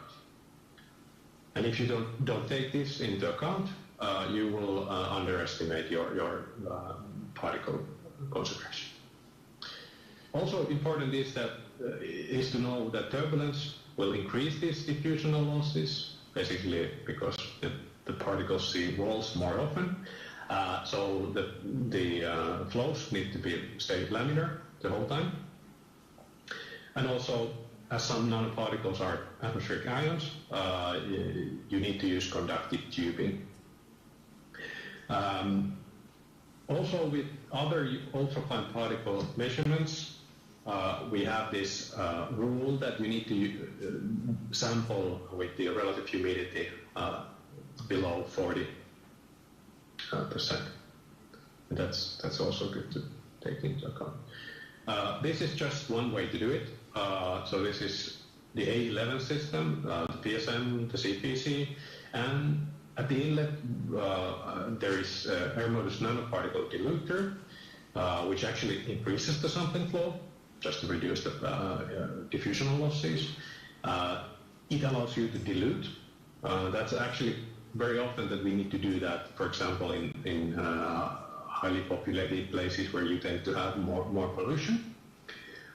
It also dries your sample, and also you can switch on and off ion precipitator, so you can look into total number of all particles below 4 nanometers, for example, and also separately only neutral ones. So from that you can get the ion contribution also. And then there is a rain cover. That's actually quite a crucial point when you install your instrument. You don't want the rain to go inside your tube. And there's the list of things that you need to build up a measurement setup, measuring these small clusters with A-lab. And I will end by showing a couple of new publications, recent publications, starting with Takura et al. 2022, showing Baltic Sea cyanobacterial summer bloom producing new particle formation. So on the upper figure, you see a combination of NCNC data with the NAIS data and the DMPS data. You're familiar with all of these instruments already. So by using all of these, you get full-size spectra starting from 1 nanometer up to several hundreds of nanometers. This is a coastal semi-urban measurement station, actually very close by here, so Smera 3 station in Helsinki, Finland. So obviously this cyanobacterial summer bloom produces something that forms particles. Also the chemical composition was measured, and high iodic acid seems to coincide with the particle events, so it probably explains some of that formation and growth. But still, from this publication, they state that particle growth is still mostly explained by sulfuric acid.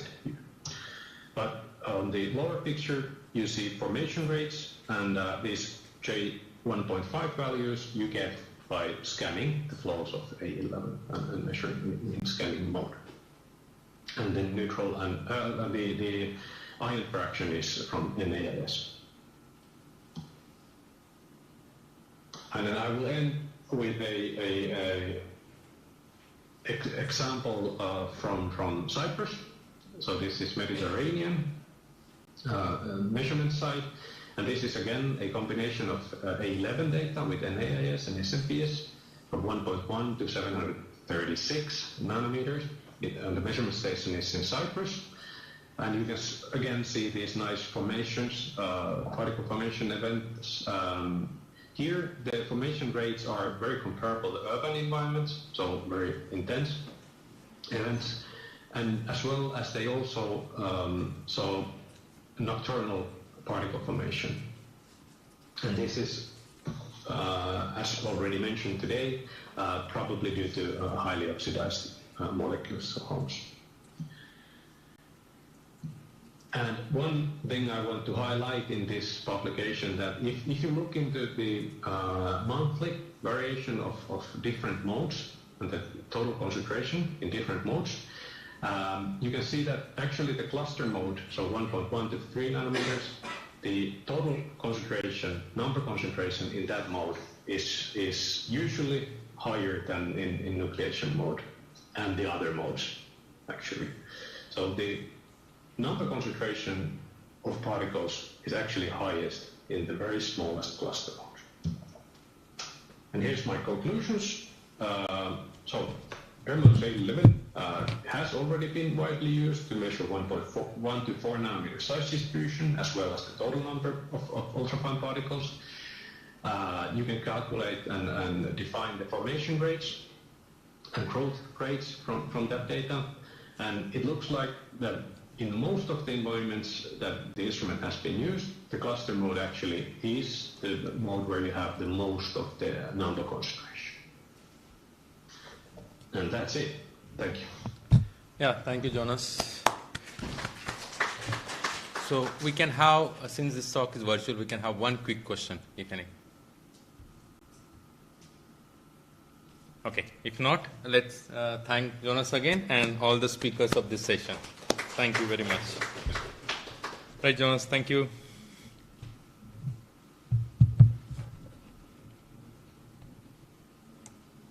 Yeah, so we'll now stop for tea. It will be a very short break. We have a next session starting at 4 o'clock. The first talk will be by Dr. M. Venkatatnam. And you don't want to miss that talk because he will be talking about new particle formation in UTILIS, upper troposphere, lower stratosphere region. So we'll come back at 5 minutes past 4 o'clock, exactly 50 minutes from now.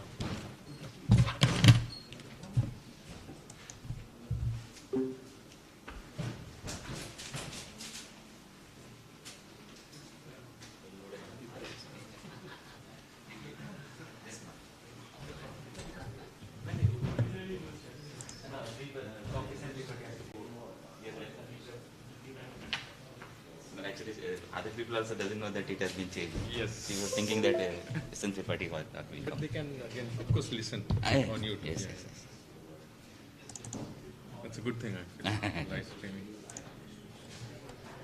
Thank you for agreeing to No, sir. NANO part 1. That, yeah. Perfect. Can you check it? Just once open, yeah. Full screen? Okay, excellent. Okay. Give it to me. A pen drive. Okay, we'll have excellent.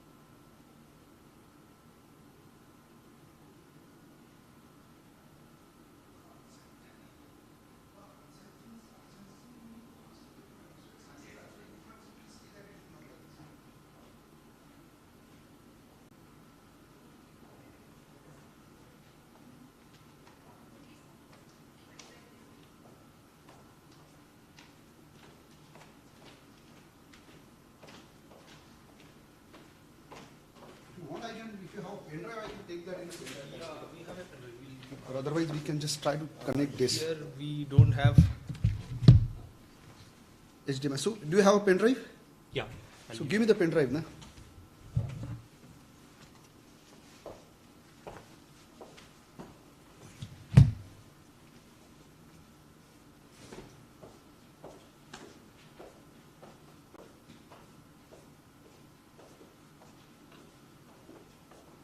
Very difficult to bring people in time now.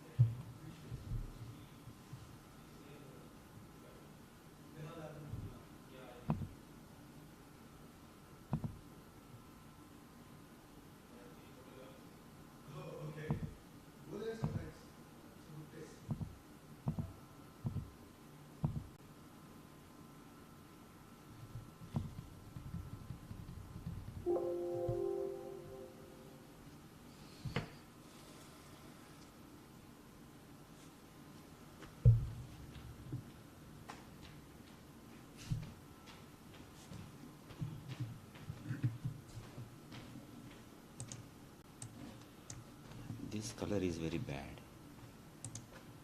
Black. No, either it should be.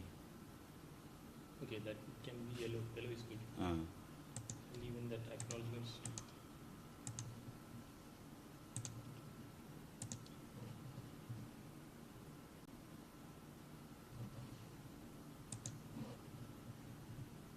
Okay, you want to copy something? Yeah, Yes, yes.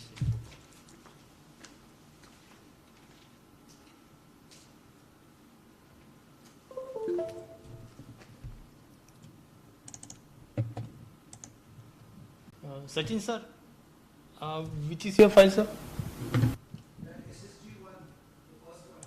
First one. This one. Shall I open it? No, you.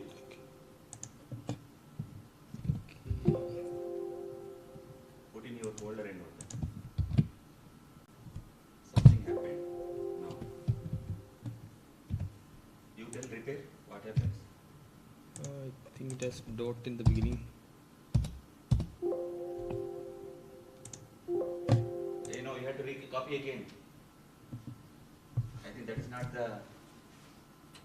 Sir. Right. You copy again.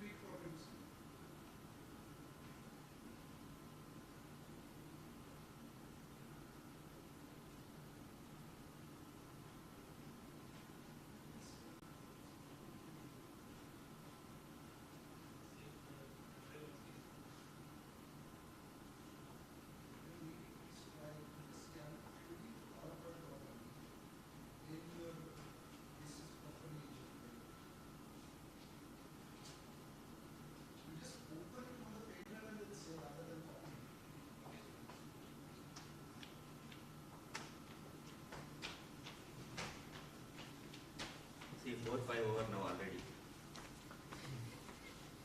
They should not cut my time.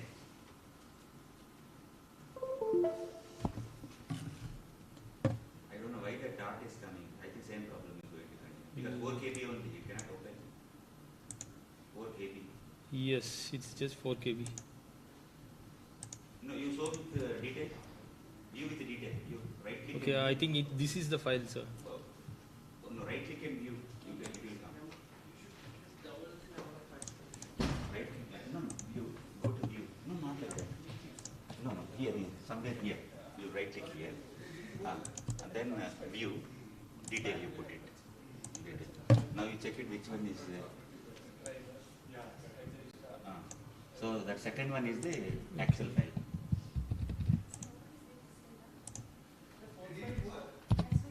I think it will work now, sir.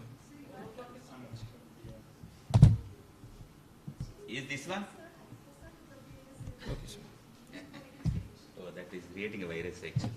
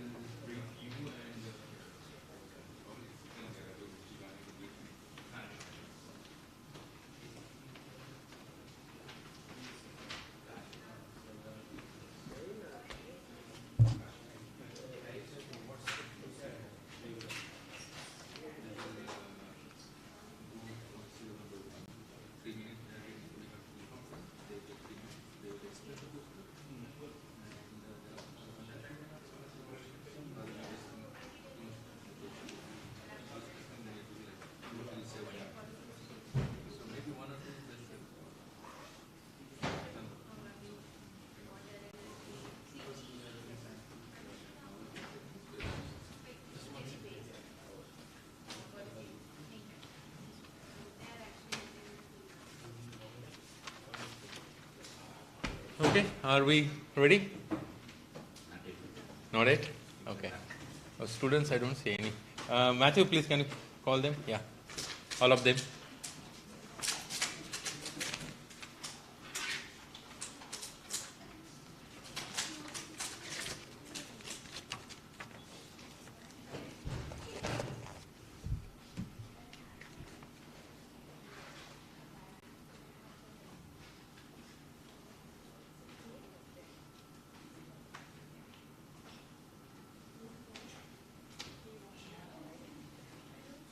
Looks like few of them went on sightseeing. Just 1 minute.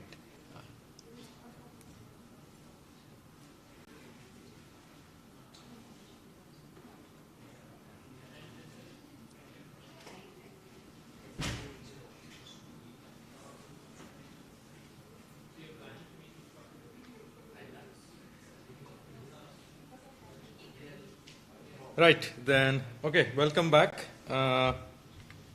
We have second last session. Session 3, new particle formation and growth. I request Dr. Anand Sivasan to chair this session. Yeah.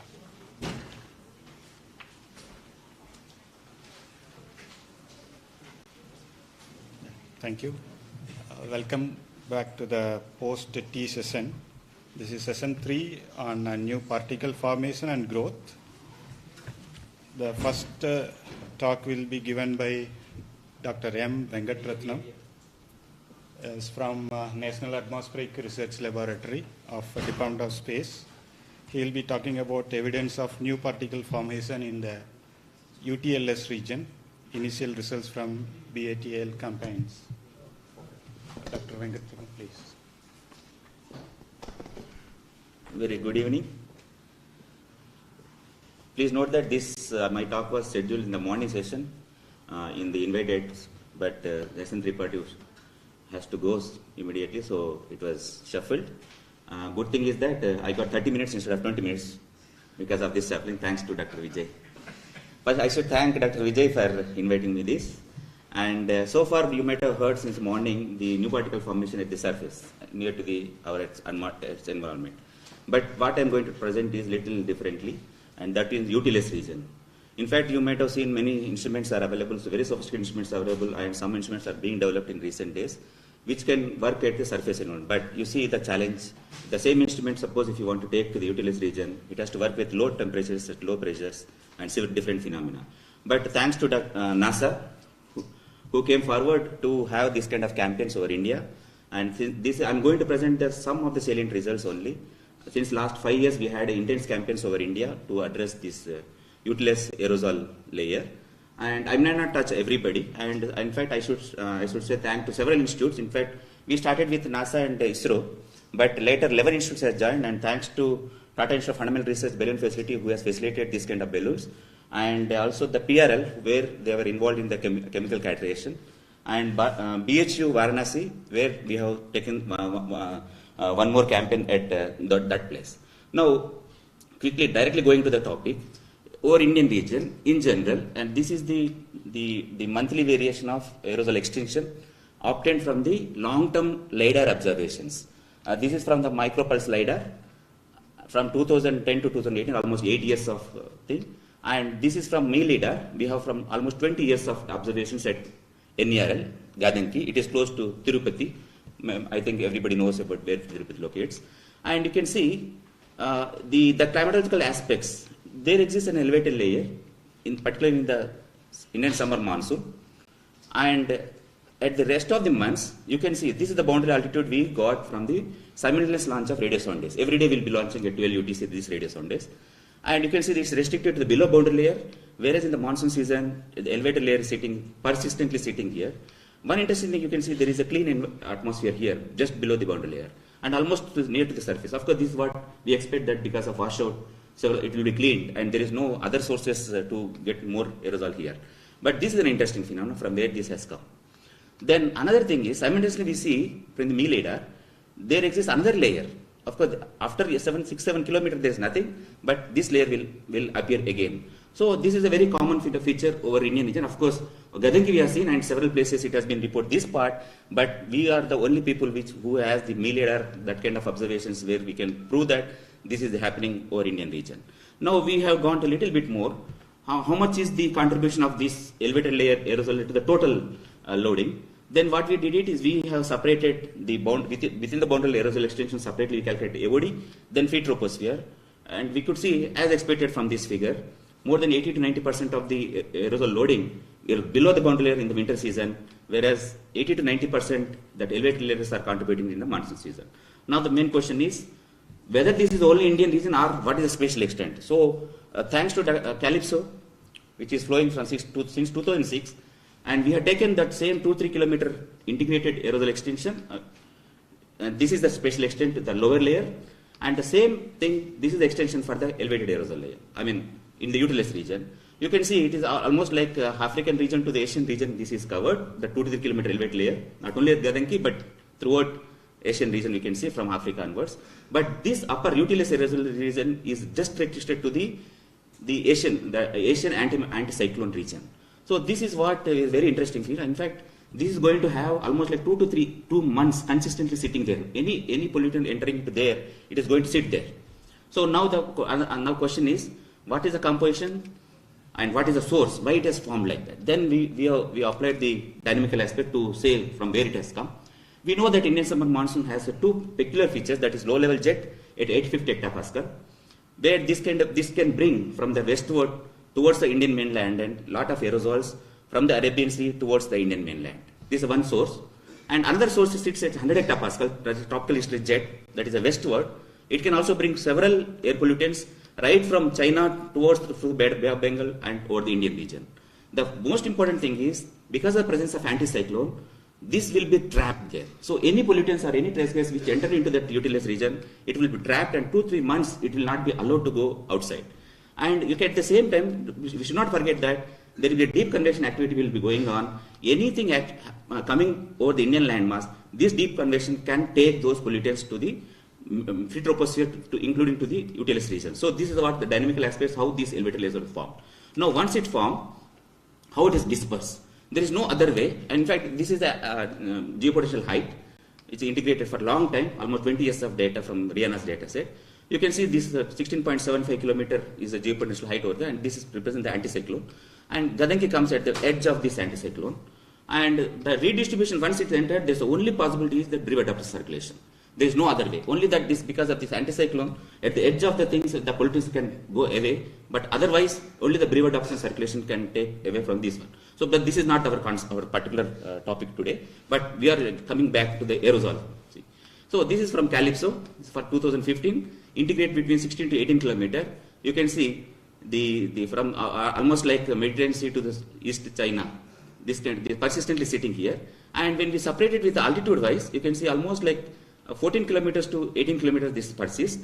And if you take the latitude wise, integrated at that longitude band, you can see almost like 10 degree, our Gadanki comes out at 13.5 degree. It is edge of this anticyclone, but still we could see some of the traces, because we have seen in the LiDAR profile, we have seen that utilized region there is elevated air sitting.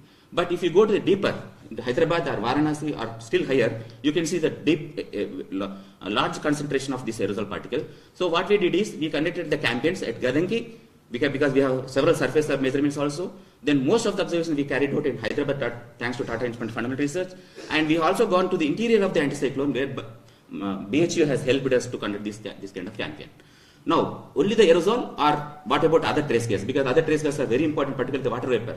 If any aerosols are any trace gases are there, these will be reacting with the water vapor present here. And this is the climatological picture of from MLS we have taken at 100 hectopascal, close to utilized region, tropopause. This is the integrated picture of ozone. And this is the integrated picture of water vapor, carbon monoxide, and the cloud fraction. As I mentioned, over the Indian region or head Bay of Bengal, there is a deep convection will be persisting here. And more important, that water vapor, again, it is like anticyclone region. You can see the enhanced water vapor we have seen here. This plays a very important role in any new particle formation. And carbon monoxide, it tells that the sources are tropospheric sources. It has not come from any other places. And more important, that ozone is less. And this is the aerosol layer. So only now main question is, what is the physical, optical and chemical properties of this aerosol layer? In fact, these are all remote sensing. Remote sensing cannot address particularly the chemical properties. So we need to depend upon in situ observations, and that is what we have gone for the balloon measurement campaigns of Asian tropopause aerosol layer. Now we'll go to that. So we have conducted since 2014. We have an understanding between ISRO and NASA since 2014 to 19. We have flown 92 flights from these three locations. You see, this is the Gadanki, this Hyderabad PFR balloon facility, and Varanasi.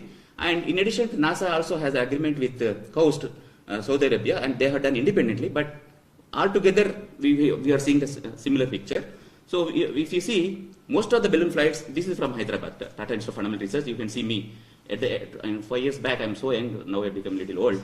And this is from 50 balloons we have flown from the Tata Institute of Fundamental Research, and very few from the Varanasi, and some of the, because we want to see that at the edge of the anticyclone what happens, and we have so many sophisticated instruments, ground based, so we want to verify that. So Gadanki also we have 18 balloon flights. Now what does it do? So since this is very the institute measurements which we carried out is very heavy. Those instruments we need to carry to the higher altitudes. So we have seen taken the help of range of different balloons. We call as heavy flight, zero pressure flight, medium flight, and light flight, boomerang flight. So basically these are decided by the approximate weight. And you can see 3000 meter cube polyethylene hydrogen filled balloons are used, and the difference between zero pressure balloon is heavy flight is heavy flight will take more than 30 kgs of payload, but it will just flow and come back. Whereas zero pressure balloon, we can have the control at what altitude it has to flow, up to how much time we can flow, and where to cut. So this is the difference between these two. And other things we have used, and I know because of wanting time, I'm not telling.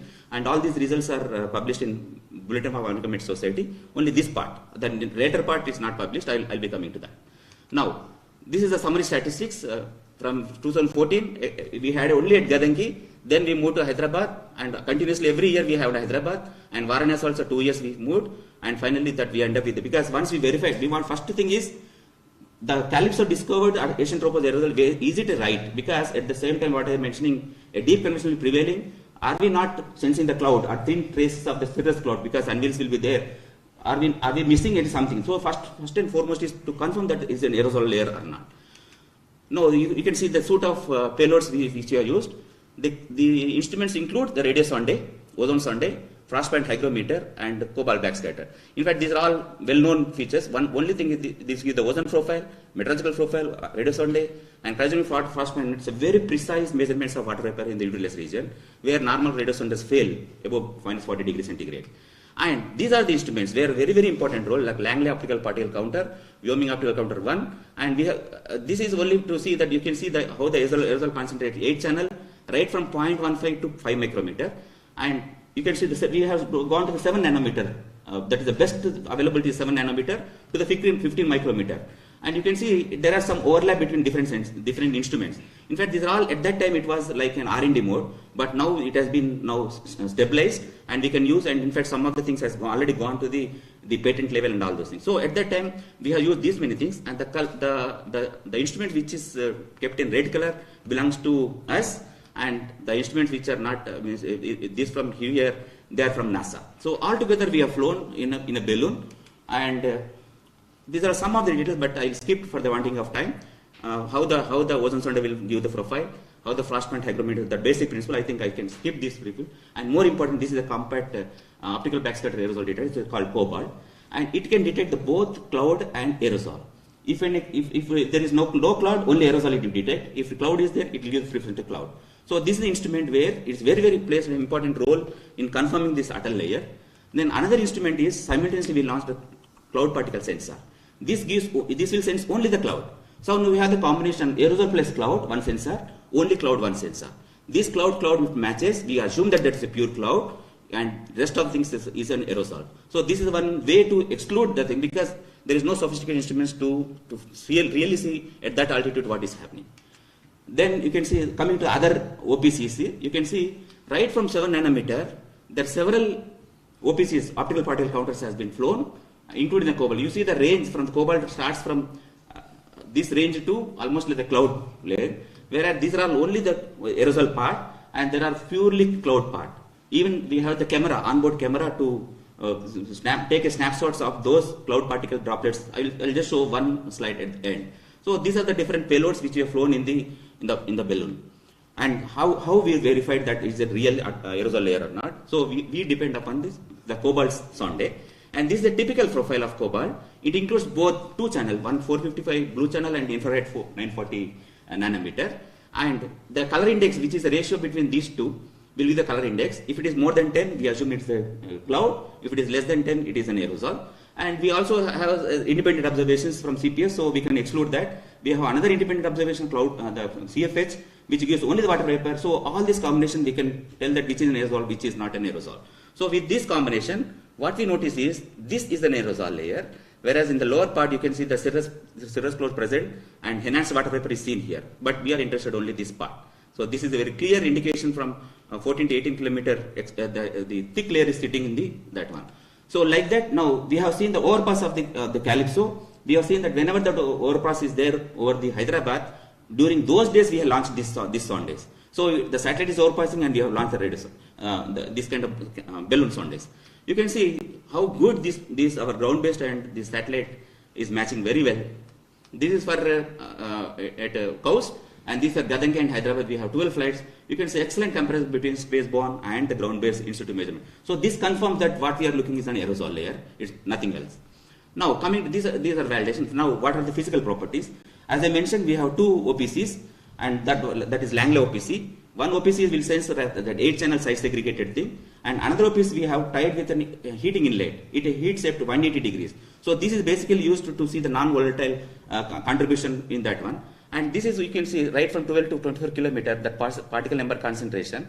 And the blue is for greater than 0.15 micrometer, and this for 0.25, and red is more than 0.5. So you can see there is an enhanced, these are all size segregated aerosol concentration.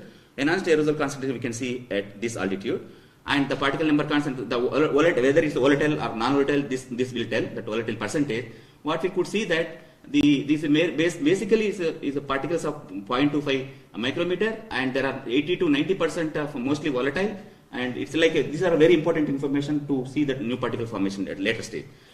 And you can see there is the ice clouds are sitting here just below the cloud, and these are also plays an important role in new particle formation once if it is not real in aerosol. Then what is this is the physical properties we have seen. Then now coming to the chemical properties, this is an important aspect. So what we have flown is this impactor. This impactor has a 4-stage thing. There are in first stage it will go greater than 2 micron and 2 to 0.5 micron, and this is 0.5 to 1.15, and this 0.15 to 0.5. So this impactor is a size segregated aerosol sampler, means it's the filter base. Once it is flowing in the balloon, it will collect at a different place. Most important thing is this has we can controlled sampler, what we call. So because when it is flying in the balloon, it should not be contaminated with the other environment, because it has to go through troposphere where several composition is there, but uterine composition maybe is quite different. So we make sure that this impactor will start opening. This impactor will start opening only. So I will get 30 minutes. Okay. So this impactor will start opening only when at 300 hectopascal. We will make sure that it doesn't open in the troposphere. In the upper troposphere only start opening, and we'll try to see only in the uterus part. So that part is very good. And after these samples are collected, in fact we know where it is falling, and our people will be going and bringing that in ice cubes, and this has been sent to PRL thanks to Dr. Rastogi and team, who has used ICGC for getting the different composition of this at a layer. So this is the concept. I will skip it. How the zero pressure balloons are float. For wanting of time, I will skip this one. Then these are the result. You see, these are all different 4-stage thing. And before flying, we have run this instrument for the ground to see what are the different chemical species up in the ground level. Then is the zero pressure ZF flight 2 and ZF flight 3. We try to float at 2 to 3 kilometer, 2 to 3 hours. At the altitude, as you see, the same altitude is flowing, almost the same altitude. Then we could get enough aero samples, and that samples has been sent. And more important thing, at the ground, you can see almost like ammonia, or sodium, or chloride, which is expected during the monsoon season. It is seen in the ground level, but if you see the utilus region, you can see only nitrate or nitrite composition is there. It is very surprising because we are expecting the sulfate will be the dominant. But to our surprise, this nitrate and nitrate components are dominant seen here. Then we thought, is it only monsoon season it is happening? What happens to the other winter? Winter we have taken as a background. We have again conducted that kind of campaign in the winter season, and this is the result from the winter season. As you can see that the sulfates are dominating. So it's rest of the year sulfates are dominating, whereas in the monsoon season the nitrate and nitrate things are dominating, and these are the concentration. And we could see that the trajectories wherever the deep convection is there, where the air traveling through this, the deep convection is allowed, means making to pass into the utilus region. That is, there are details how that is entering into that one. Now coming to explain what is nitrate, how it is nitrate. So the nitrate sources, thanks to my previous speaker, the cloud chamber, Lubna, she has told that some of the things that troposphere and stratosphere things are what happens in the chamber. But this is the real in the real world what is happening. So there are 3 sources. One is the troposphere sources can be like ammonia, can be that from the fertilizers or cultivation it can come. There are other 2 natural sources. One is the lighting. In anything lightning happens, that nitrates or more nitrates will be produced. Or another reason is the flight. Flight exhaust also has some nitrate component. So these 3 are the possibilities. So formation to gas phase nitrates are partition of HNO3 between gas to aerosol fast are the 2 major chemical products that influence nitrate concentration. And the gas to aerosol conversion to form nitrate is very sensitive to relative humidity, and we have seen the enhanced relative humidity as I mentioned in the first slide. and very low temperatures. And this has been already theoretically proven, and we have shown with the evidence that this is possible. Low temperature hydrocarbons are favorable for nitrate formation, and this absorbed nitrate could be a nitric acid trihydrates, also that can form in the polar or tropical stratosphere at low temperature through two mechanisms, that is homogeneous nucleation and heterogeneous formation of ice particles. So these are all theoretically proven, but first time we have shown that with the balloon observations, we have proved that this is happening. And thanks, I think we should collaborate with the cloud chamber, those things, and some of the simulations is very helpful because these two are matching very well. So then one question is why it is restricted to 17 kilometer, why sulfates are not there, and this is them. So what we could see, why it is well separated. Is it atoll layer is separated with a well-known stratospheric Jungi layer? That is what we want to see. So what we are saying is that there is a definition for tropical tropaz layer where we see from the cold point, the conveyor outflow level to the cold point height, generally people call as a TTL layer. But in the new definition by Sunil Kumar from SPL, what they shown is it's not the TTL from COH to the CPH, but it lasts from the level of maximum stability. And this maximum level stability, if we plot at Gadanki, this is the Gadanki result, Hyderabad and Varanasi, you see that level of maximum instability, it's a cutoff. It's the lowest thing, and it's slightly higher altitude, but again 18 kilometer. You see Varanasi, it is almost like close to 21 kilometer. So this level of maximum instability is the dictating factor which separates the well-known, the atoll layer with the Jungi layer, and I will show more details in this slide. So this is again the Calypso satellite. We separated for the level 3, which is publicly open, and we could see they will not give any information below 16 kilometer. But from this 16 kilometer, you see that enhanced layer is there, and the maximum layer is level of maximum stability. And we have used the raw data to dig more because that any small cloud contamination will be contaminated in the level 3. But if you see the raw data, you can see that this atoll layer is this level of maximum stability is well separated.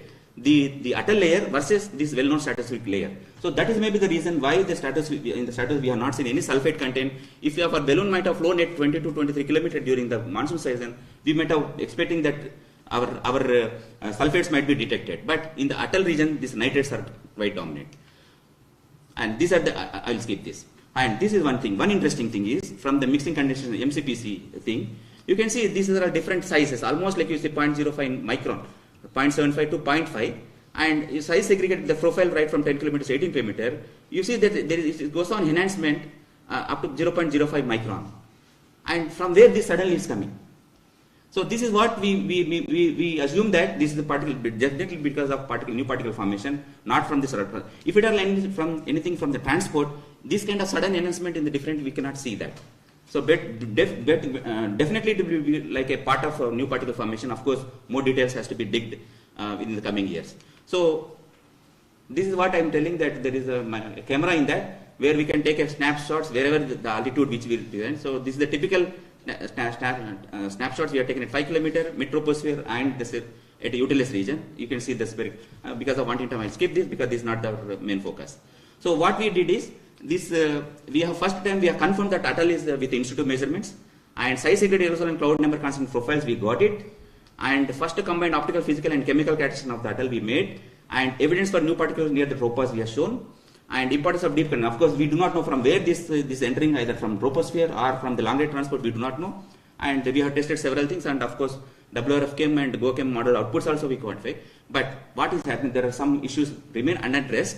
Mainly important that aerosol composition, that we are flying, we are getting the samples, we do not know whether it is contaminated while coming back, and we are taking, it is not, the temperature is not maintained properly. So there are several issues are there. So we need the aerosol mass spectrometer to be flown in the flight instead of balloon. So that is what we propose. And of course there are several other things are there. So there are some several unresolved. For example, from where this is coming, is it because of vertical transport, or because of convection, or because of long range transport? That is not addressed. And we need to address. And one more thing is that balloon cannot be directed wherever we want. It will fly with the background wind. So we cannot direct. Suppose if you want to see at Head Bay of Bengal, we cannot go with the balloon. So we need an aircraft. So what we propose is, actually this is already, the proposal has been submitted to ISRO and it is under pipeline. So we would like to have that B-57 NASA aircraft which can fly around 18 kilometer altitude. And at the same time, we have ISRO has the Air King 200. It will fly at around 4 kilometer altitude. We want to simultaneously fly The two aircrafts were at one at 4 kilometer and another at 18 kilometer, and at the same time we would like to release the balloon and see the consistency between all these things. This is what we propose, and fortunately that B-57, in fact there was some delay in our accessing, so during the COVID time, so it has been sent to Japan under the Eclipse campaign. So they are flying from the Japan, they are dying. So at the same time we would like to utilize this opportunity to launch the balloon and also use the aircraft campaign to get more details of this aerosol composition particularly.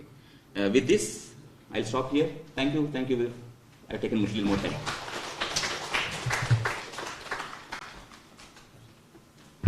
Thank you, Dr. Venkatratnam, for the nice talk. Maybe we can take one quick question actually. If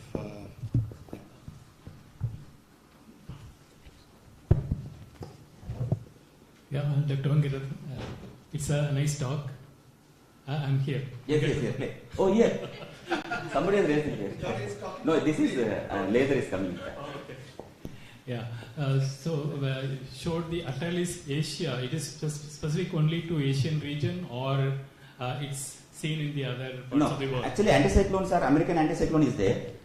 3 anticyclones are there. But our Asian tropical, the anticyclone is so strong, and wherever the once it is trapped, it will not allow for 2 to 3 months. Whereas American anticyclone, they are there, but one thing is that, see, there should be 2 possibilities. One should be vertical transport should be there and long transport is there, that pollution should enter there. That's why we have seen Asian tropos aerosol very strong. Whereas in other side, American side, the pollutant itself is not there to either to go through the convection or through long transport. Here the 2 major countries. There are a lot of commercial aircraft flying. That's there. right. If the aircraft emissions are to be the source, then there is a lot of commercial aircrafts are flying in. That's what I'm telling. See, anticyclone should be very strong to trap those pollutants. Our Asian anticyclone is very, very strong. Any small thing entering into there, it will not go for 2 to 3 months. Whereas American side, that anticyclone is there. Even that pollutants enter there, by the time, in no time, it will be cascading.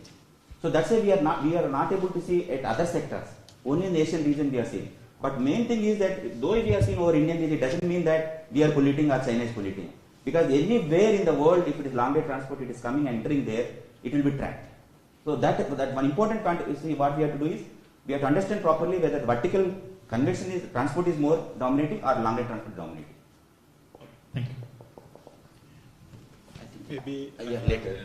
Yeah, maybe in the later session, during poster session, you can have discussion actually. So thank you once again, Doctor.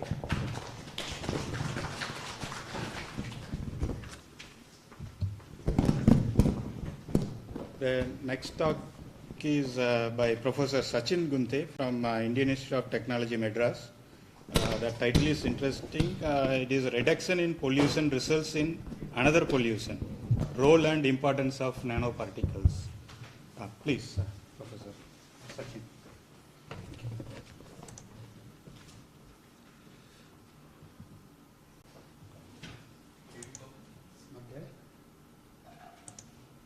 I saw it somewhere. No, it's there. SSG. That's SSG2. Nano Hyderabad SSG2.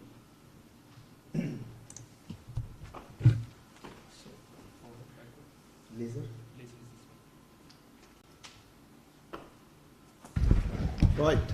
So, good afternoon, everyone. And then I think probably after COVID, this is the first time I'm giving a talk which is offline. So many thanks to Vijay for pulling this out together. And then I didn't realize until I stood and then came here saying that probably this is outside IIT Madras that I'm going to give it for the first time. So really, once again, thank you for having me here and then giving this opportunity, Vijay. What I'm going to do is that I was told that I should finish it in 15 minutes. So next 15 minutes, what I'm going to do is that going to show some of the preliminary results which we obtained from the measurements which we did during the COVID, right? So I'm going to take it back to this thing.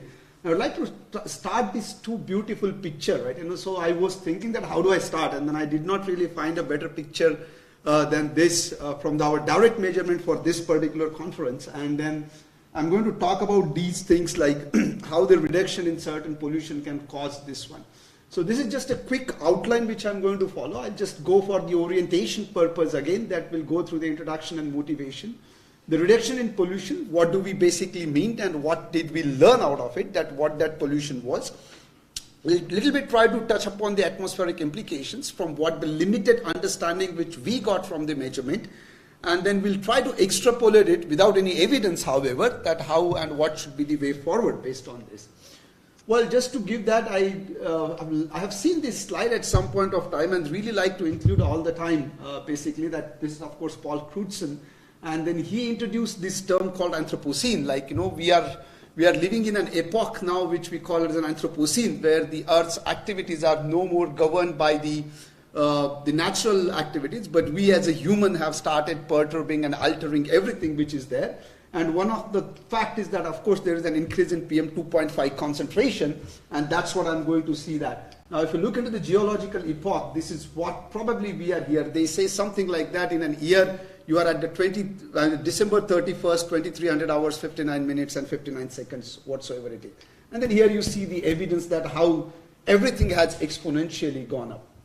Well, again, for the orientation purpose, that when you talk about the aerosols, unlike the gas phase measurements, you have to deal with the 5 order of magnitude size range. That's the reason the aerosol measurements, they become very tricky. But then as Vijay and other would know it, like even if you start from the 10 nanometer, going back from 10 nanometer to 1 nanometer, it's even become more tricky.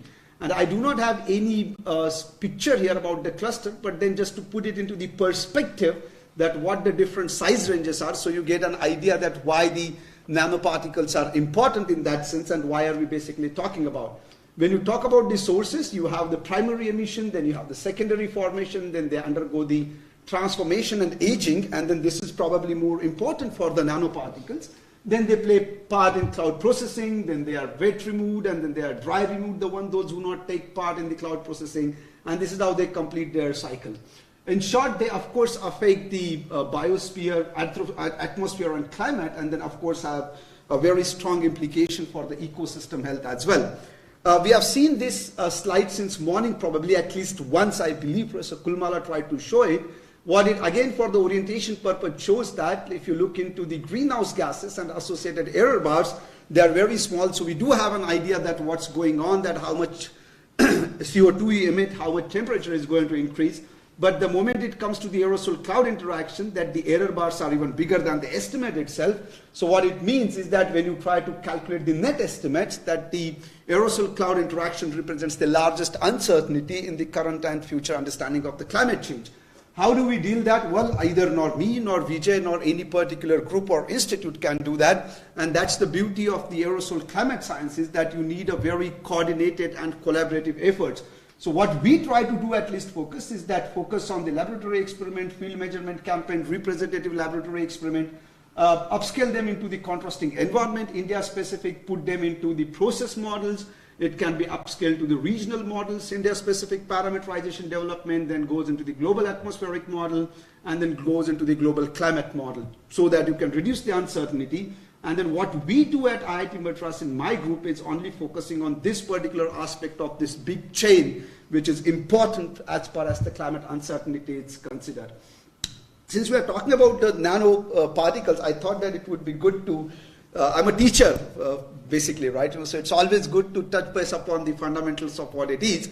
And then I thought that nobody would really use this word called Gibbs-free energy, but then I saw that eventually Lubna landed up using that word, but I did not hear anybody else saying that. Well, I'll not go into the Gibbs-free energy diagram, that how this phase transition happened when your spontaneous reaction goes from the left-hand side to the right-hand side of the curve. But what do we know? Obviously, that you have these different precursors where you have this homogeneous nucleation or the reaction going on, and then you have this cluster formation, obviously. And then as everybody talked about it, or maybe Vijay would talk more about it, and then once the nucleation is there, provided that you have the precursors, obviously the growth can then happen due to the condensation and then obviously coagulation, and you land up having the particle. What I liked about this particular figure is that in the background you really see a very nice size distribution which goes into the different part of it. This is just as an example which I have taken from this nice paper of Linnaeus et al.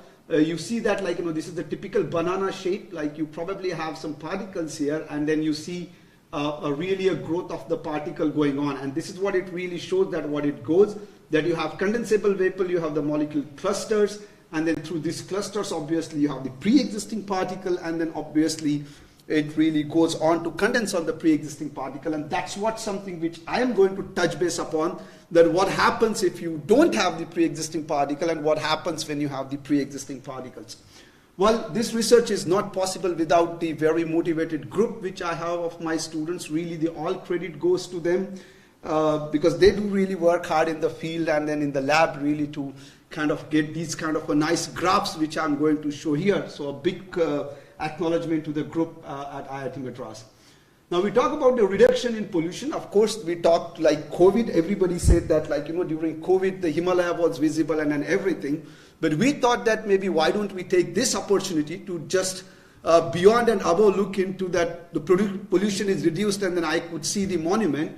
So what we did is that we did the measurement in Chennai, really a comprehensive measurement.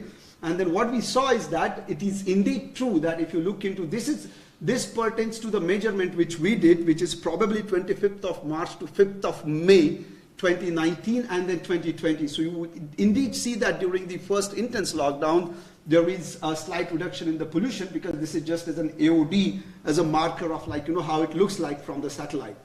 Now, what we did is that we started with the black carbon, and then this is the time which shows on the x-axis during lockdown, and this is the time before the lockdown for the similar amount of duration. And then what do we see is that there is indeed some sort of a reduction in the local pollution, which we thought of looking into the black carbon concentration, and then also look into the dial variation. So you see a very pronounced dial variation, whereas during the lockdown you do not see the pronounced variation, or whatever the small variation you have, maybe small local sources, but more related with the boundary layer at that moment. Now what we also tried to do, without going into the details of this, we have the comprehensive measurement of SESM, the chemical composition and black carbon.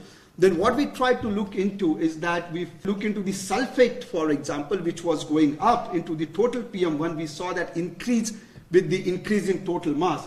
And then what you see in inset, it is basically a business as usual, where you see that the PM1 mass increase is caused by the decrease in sulfate, whereas increase in black carbon and organic. So just a very clean contrasting observation which you saw, and that's what I'll try to elucidate now, that where does it come from and then why does that happen.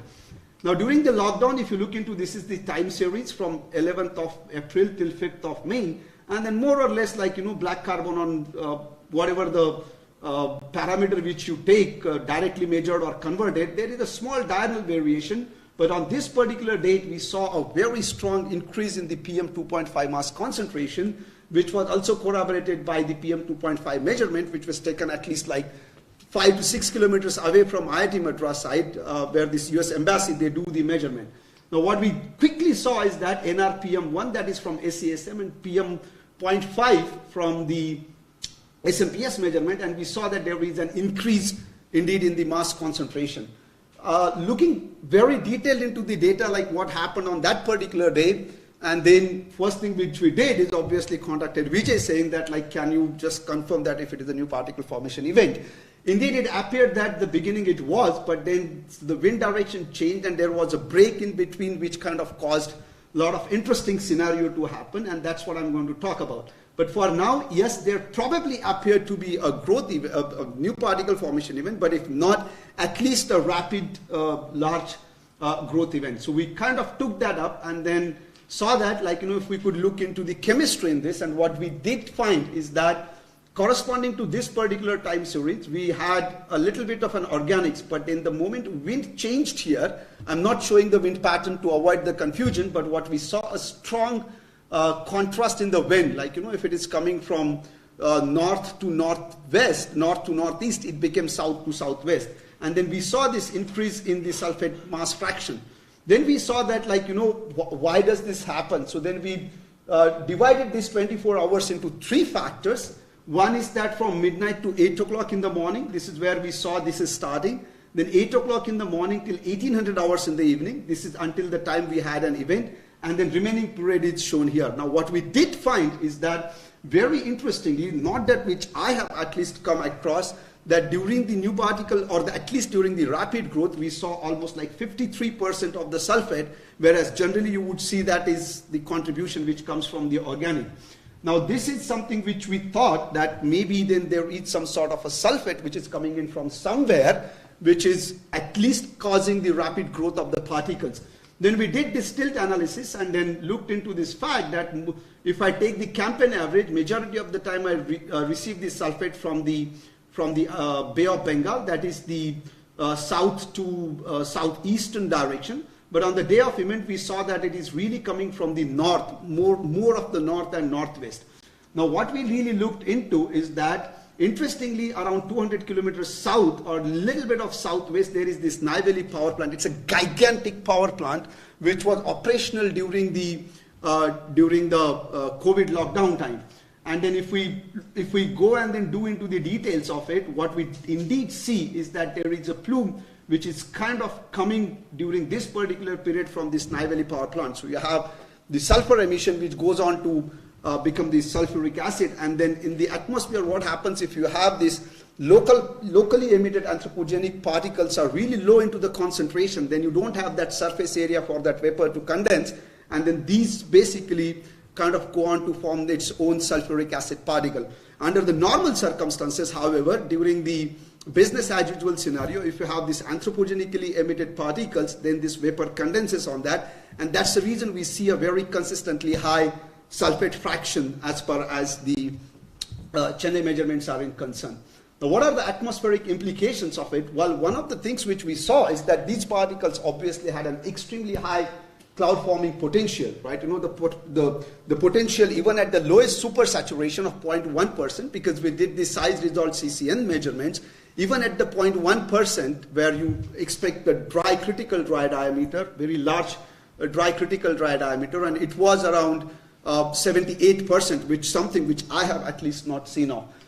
Nevertheless, one of the interesting fact which came out from this is that you do not really see a much dependence on the size of this hygroscopicity parameter kappa. Kappa is just a unit list quantity which tries to tell you the ability of the aerosol particles, that how good they are in forming the clouds. If you are higher the kappa value, it means that it's a better to form the cloud droplet.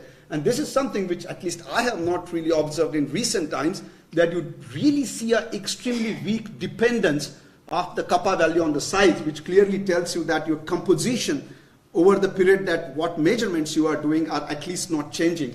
And then if I take the average of this kappa value, which comes to be around like 0.35, which is not observed in Chennai, my own measurement always show me that the average kappa value in Chennai is around like 0.16 or 0.17, which is more towards the organic side. Then again, you kind of try to do this average here for different size range and do that. And then what I do see in the end is that if I look into the increase in the geometric mean diameter and then the sulfate fraction, please note that this is the log plot, not log, but as your size goes up, obviously your sulfate fraction is clearly going up and up. And then this is what really shows in the CCN. If you look into these two time periods, this is just a kappa which is plotted on the typical D critical and S effective plane. And then what you see is that, of course, there are certain points which are really on the ammonium sulfate line, meaning that you have extremely high kappa value in the atmosphere.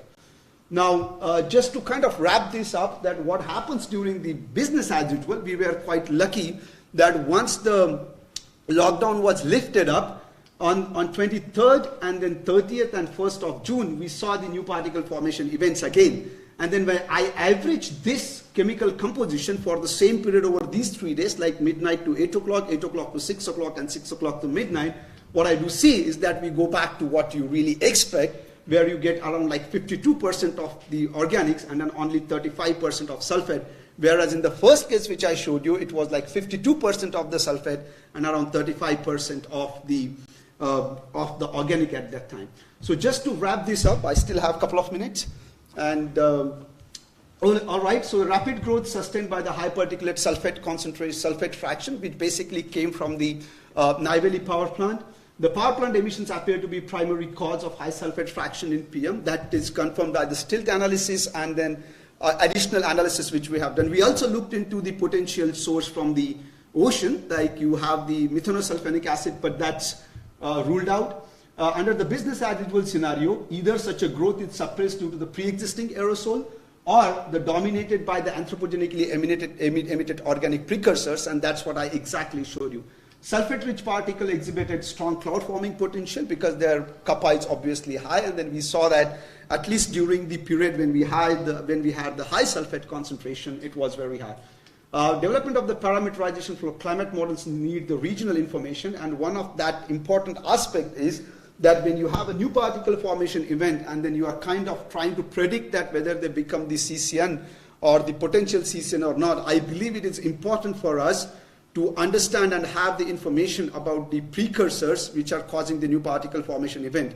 Because if I have such an event and if I have one parameterization and try to predict the CCN, well, obviously it's not going to work. Our own estimation says that if I use the parameter which I developed for sulfate, high sulfate fraction, the CCN is under-predicted, like the organics really goes down by at least 60%. So having the knowledge of the precursor is extremely important so that you can fine-tune your parameterization for that one, right? So in addition to that, what we do believe is that increase in aerosol mass burden due to the NPF need to be carefully understood before you wish to frame any policy as far as the PM 2.5 abatement for a coastal polluted city like Chennai is concerned.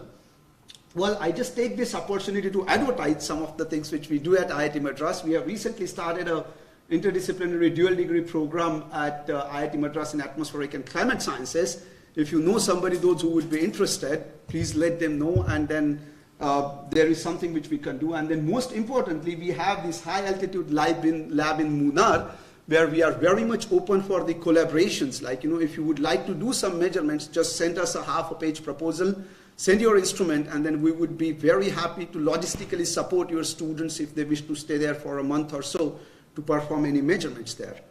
Yeah, with this, thank you very much for your attention. Thank you for completing in time. Any questions? Please.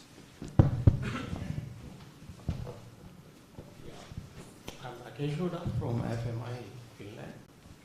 Thanks, Sachin, for a nice and a kind of glimpse of based upon one event. It's a very interesting result. But how you see the robustness of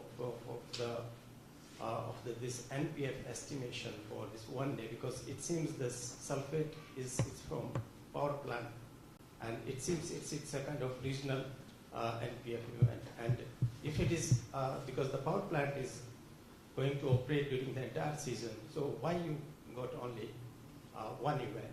And the other question is, or the second part is, how you justify your title? How justify? How you justify your title, basically the talk title means that. Oh yeah, okay, yeah, fair enough. Okay, so yes, that's a indeed valid observation. That how do I basically say only on the basis of one event that the power plant is doing that? Well, there could be two speculations to it. One is that the condition was really optimum during that time, and that's the reason we observed it.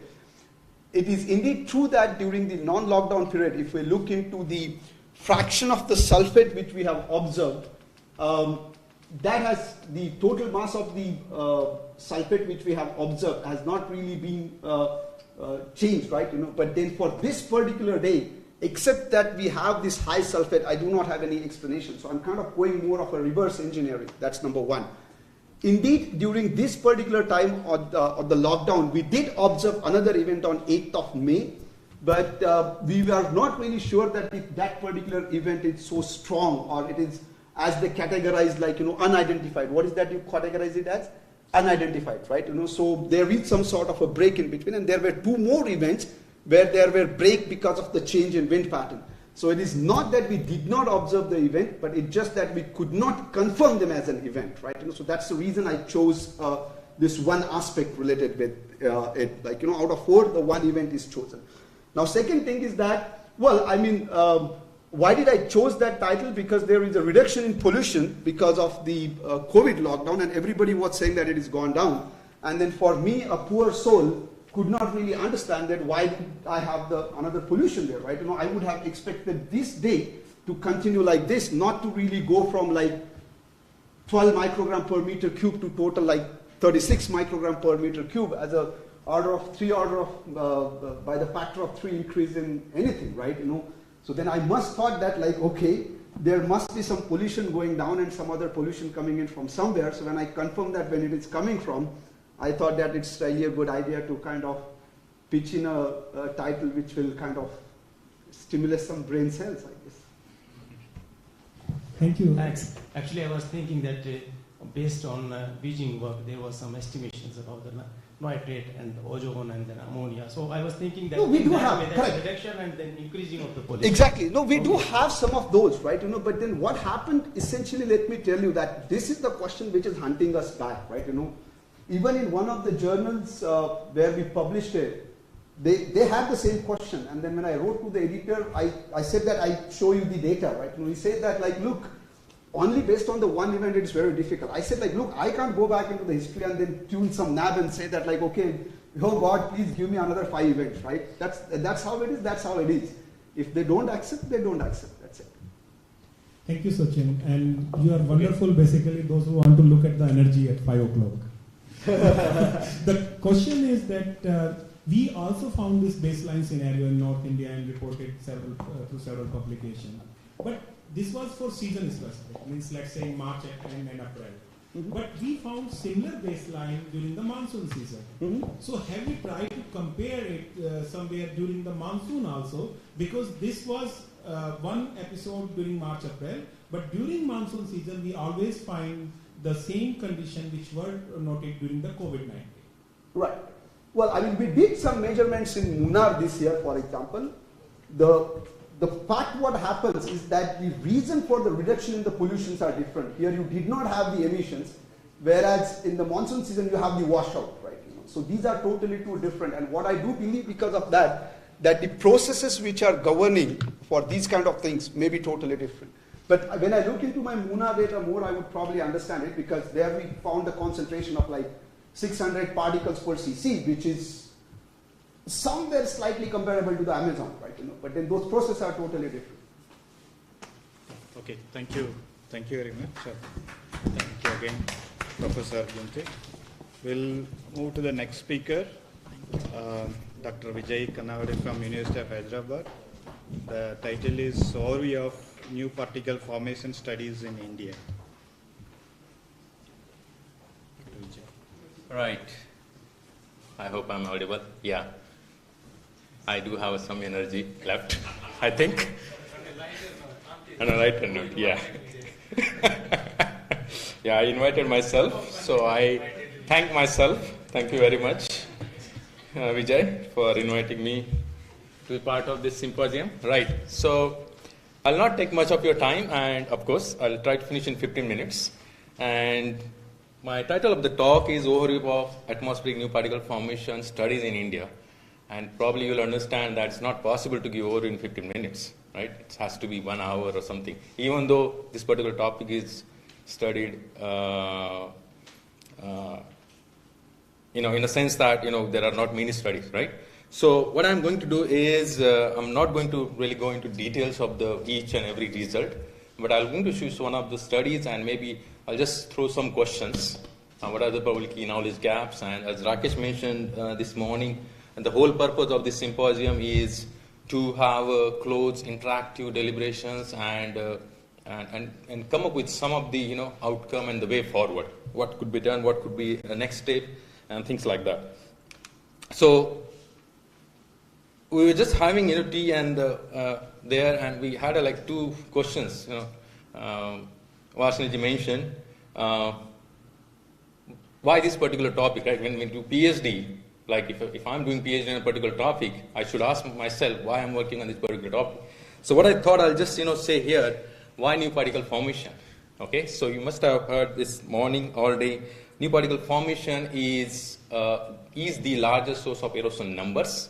I'm saying numbers because we don't know whether it really contributes to the mass, but there are studies which shows that it does contribute to the aerosol mass as well. Why we say numbers? Because these are very small particles, so they may not contribute to the total aerosol mass. But there are studies from Beijing where they show that 80% of the aerosol mass contribution comes from secondary source. NPF is expected to be less favored in polluted environment. Everybody knows the reason, because there is very high pre-existing particles which act as a surface area upon which vapor can condense. But in India, Of course, we don't have measurements at several different sites. We have about 12 different sites over entire India, and only 2 of those sites are from rural or semi-rural region. So we don't really have a good idea what's happening in rural regions. But in urban environment, we do have a new particle formation occurring. So we say that in urban environments, new particle formation does occur, even though there is a very high pre-existing particle concentrations. So I don't have answer to that why yet, but yeah, that is something like key question. Why does it occur? Of course, we know that NPF produces about the half of the present day cesium. That's based on observations, also modeling studies. So it has a critical importance. We all know that aerosol cloud interaction is one of the least understood processes in the climate system, and part of the ambiguity comes from the cesium production, which itself stems from primary emissions, secondary formation, aerosol growth. We had several interesting talks since this morning. We're talking about the rapid aerosol growth or the composition of nanoparticles, and Sachin and probably the people working on cesium activation would know the composition and the size both does matter when it comes to the cesium activation. So indeed, new particle formation needs to be understood very well in order to, I would say, partly to reduce the uncertainties that we have in aerosol cloud interaction. Globally, yeah, it has been extensively studied. I don't think this is really right number here, 1960s, maybe prior to that. But when it comes to the India, it has been studied sporadically. The first paper, which was reported in 2005. And then after that, we have about 25 papers published since 2005. So you can see they are published from different locations: urban, semi-urban, urban coastal, semi-rural, mountain, remote background, and so on. This map is just showing the modest retrieved aerosol optical depth in the background in color, and different sites, different dots are the type of site: urban, semi-urban, and so. So you can see most of the measurements are in moderately to polluted regions, except maybe Gadanki, which is a semi-rural that we published in collaboration with IIT Madras, and then of course there is one study from Ooty, and we have a few from mountain sites. So there are hardly any studies actually from rural regions. So the first question we ask ourselves: why study new particle formation? Then we want to know how frequently does it occur. What is this frequency? So this particular graph just showing that it does occur frequently in a specific season. So we usually see frequent new particle formation events during the pre-monsoon season. The obvious reason is photochemistry is very active, and it's a daytime photochemistry dependent phenomena. So it does occur frequently during the pre-monsoon season, but there are sites where you can see the new particle formation does occur in winter as well, even under shallow boundary conditions or low photochemistry condition. This is one of the reasons I think Lubna already showed, so I should not talk much about this, but yeah, this is the first direct observational evidence of role of sulfuric acid in aerosol nucleation, and she mentioned about the role of organics into aerosol nucleation. So not all organics can participate in nucleation, or those VOCs needs to be highly oxidized, what we call extremely volatile organic compounds. So you need a vapor which has very low saturated vapor pressure. So sulfuric acid is the key. So that can trigger the nucleation, and as Lubna said, whatever happens later is growth. So it's basically, sulfuric acid is basically the key. And when we talk about reduction in the pollution, basically the way forward is cut the emissions. I think Neeraj would definitely argue with me on this. So if you have to suppress new particle formation, the best thing we should do is reduce the SOT emission. I'll show you the evidence also. This is another study where we found that NPF contributes significantly to cloud condition nuclear. At Rani Chori, which is a high altitude mountain background site, we found that about 60% of particles which is surviving to 50 nanometer can survive to 100 nanometer. And there is another study from several different sites in India: Rani Chori, Mukteshwar, Mahabaleshwar, Hyderabad, Trivandrum, and Delhi. They also showed that a new particle formation contributes significantly to the cloud condition nuclear production in different environments, and with more implication for the urban environments than the background environments. So this is the study I was referring to, where we found that new particle formation was suppressed during COVID-19 lockdown. The top panel shows the time evolution of particle number size distribution from two instruments. This is a scanning mobility particle sizer. This is the nano condensation nucleus counter. For 2019, that is business as usual time period, from 15 April to 31st May. For the same time period, but during 2020, which was the lockdown, we have plotted the time evolution of particle number size distribution, and you can clearly see there is a color contrast, right? So you have much lower concentration of aerosols in the atmosphere, and that anyway we have seen from the satellites or from other ground-based measurements. What we found that new particle formation frequency was threefold lower during COVID than the business as usual period. And one of the, there were a couple of actually reasons we come up with. One, we found that probably there was more cloud and we had a less hydrogen concentration. We also had a lower ozone concentration.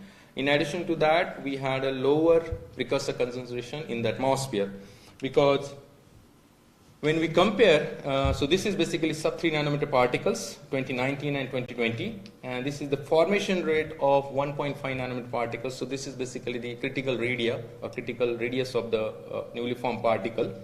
And you don't see much difference. If you look at this black square, which is basically mean value, you don't see much difference between 2019 and 2020. So aerosol nucleation actually was not suppressed in a sense. What was lower was precursor concentration. There were not enough precursors to condense onto it and to grow them bigger. So this is actually we found in another independent study where we have a particle burst, but the particles are not growing large enough to be detected by, for example, SMPS. But if you have a NCCL, you do see the burst of particles, huge number, 10 to the power 5 or 10 to the power 4 particles per cc. But when you have a SMPS running simultaneously, you don't see any of those particles. So what is happening with those particles? Either those particles are scavenged by the bigger particles, or there are not enough precursors in the atmosphere which can grow them in the atmosphere. So this was another interesting observation. If you see nucleation mode particles, of course 2019 were much higher compared to 2020, Atkin mode, accumulation mode, N total, or growth rate of 10 to 25 nanometer, or formation rate of 10 nanometer particle. If you see here, they all were higher during 2019 and 2020, but when you come to the sub 3 nanometer size where nucleation actually takes place, you don't see much difference between 2019 and 2020. So one of the key reasons could be the precursor concentration was way too low for particles to grow. So the key question is, when does new particle formation occur under polluted conditions? So we know that it does occur, but when does it occur? So that's the question. So these are the two parameters, condensation sink and the growth rate, which is kind of decide whether the new particle formation will inhibit or the favor. And Professor Tripathi also showed similar kind of plot. So what you see here basically is a ratio of growth rate, CS to growth rate, starting from 10 to about 200. And these three dots are from three different studies. Blue one is basically mean Hyderabad data, and the background points are from different seasons from the Hyderabad. So this is this recent one of the studies from Kulamala. What they found that if this ratio is less than 50, new particle formation is more frequent, and we could actually see the similar kind of stuff. So basically, what this graph is showing that new particle formation does occur in urban environment only when this particular ratio lowers less than 50. Now there is another question: when do you have this kind of ratio? What is the atmospheric condition that will create such kind of favorable environment for new particle formation? So that is something kind of an open question we need to address, because when we looked at the new particle formation and non-event dates and their air mass source or origin, they look more or less same. So even today and tomorrow, today is an NPF day and tomorrow is non-NPF day, even though air mass is coming from the same source. But what is happening with the air mass as it moves travels to the measurement site, that is probably more important. So this is something that we are trying to look at. So when does the atmospheric condition meet? We know that new particle formation occurs when a certain necessary sufficient condition is met. but when does? That is the question. Then we did look at the spatial extent of NPF events, and we found that the NPF occurs over 100 to 500 kilometers. So it's indeed a regional event. So what I'm doing now, this is the last slide. So I have some questions. This probably, in my opinion, are key knowledge gaps when it comes to the secondary aerosol formation and growth or new particle formation. So what are the chemical mechanisms driving NPF in different environments? So as we were discussing this afternoon, the measurements at one location or the composition of nanoparticles at one site, one season cannot be compared with other site and other season and things like that. So in Indian context also, we don't know what is the chemical mechanism that driving new particle formation, what is the composition of these nanoparticles. So that is one of the key knowledge gap. We need measurements of aerosol precursors, especially on long term. Then what is the efficiency of newly formed particles to grow to cease inactive sizes? This is kind of a very open question because you have one measurement point and you are measuring one particular aerosol particle and you don't know the fate of the particle in the atmosphere as it moves further. So this is also kind of very subjective, and there are several methodologies have been proposed. There are modeling approaches also, but this is again kind of a open question globally, I must say. Then what is the relative contribution of VOCs to NPF and growth? So not all VOCs can participate in nucleation, and even though there are several VOCs, they need to be oxidized several times. One of the VOCs, for example, isoprene, can suppress also new particle formation. So VOC is a bit complicated, and we cannot measure all the VOCs like sequiterpenes. They are in 1 or 2 pptv level. There are probably, of course, there are instruments which can measure at that level, but there might be some VOCs which are present in a lower concentration. And for example, dimethylamine also, which is also in sub-ppb level. So which is, if you look at the absolute concentration, it's very low. So quantifying role of each and every VOC is something very challenging, but that need to be quantified. Then what is the relative importance of NPF to haze formation and air quality and climate interaction? So I will not talk much about this. We had a talk on this. So, but this is also another very key topic mentioned by Professor Kulamala, Professor Tripathi, and several others almost. What about the ambiguity in primary and secondary sources, SOA and SIA? So SOA is talked quite often, but SIA is something probably not talked quite often. So we need to quantify the fraction of SOA and SIA formation, and by and large, basically secondary sources of aerosol.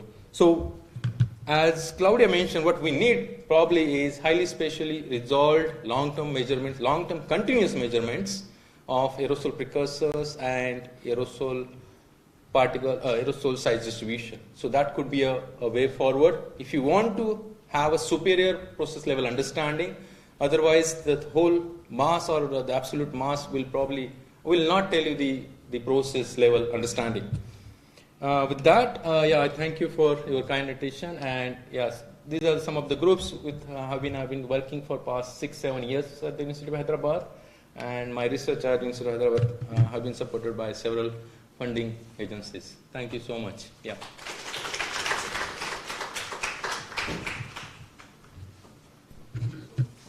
We have five more minutes. So yeah, we can have more discussion. Yeah. And the forum is open. Okay. So firstly, obviously, it was a very nice talk, very nice overview. Thank you. My question is related to your last slide. So you were saying that we know meteorological conditions are same, precursors are there, but sometimes NPF are, you see a NPF, sometimes you don't see. Yes. So anywhere in the world, you can also see the oxidizing capacity of the atmosphere. Yes. And then relate it with that, because with some known oxidants are OH radical, anti-radical. Correct. But there are some other precursors of these things also, right? Like some redox species, if they are there. Correct. So people are assessing the role of that also. NPF. Role of? Can you repeat that? Oxidants, whatever way they are producing. See, you need to measure them. For example, OH, ozone. You need to have measurement. You need a nitrate also, NO3 radical. In addition to that, you need to also measure the precursor, isoprene. Then only you can talk in terms of their oxidation extent. For example, isoprene oxidized, it forms methyl vinyl ketone and methacrylate. that definitely doesn't participate in nucleation. It has to oxidize again and again and again, and then only it will participate in nucleation. So you need all these measurements. Then only in terms of oxidation extent or whether they can participate in nucleation, you can, probably talk about. Yeah. I hope I answered your question. Thank you very much. Very interesting talk. We are going through the transition from La Nino to El Nino, and how that could impact. Basically, I would looking today in today's talk, but could not find that because we are seeing extreme weather and hot event. Also, there is a forecast that rain will be deficient. Also, so what is your take on that? That's a very, very difficult question because I don't know. I mean, whether El Nino is good or La Nina is good for new particle formation because I never thought. And it's a microphysical process, right? La Nina is a planetary scale phenomena.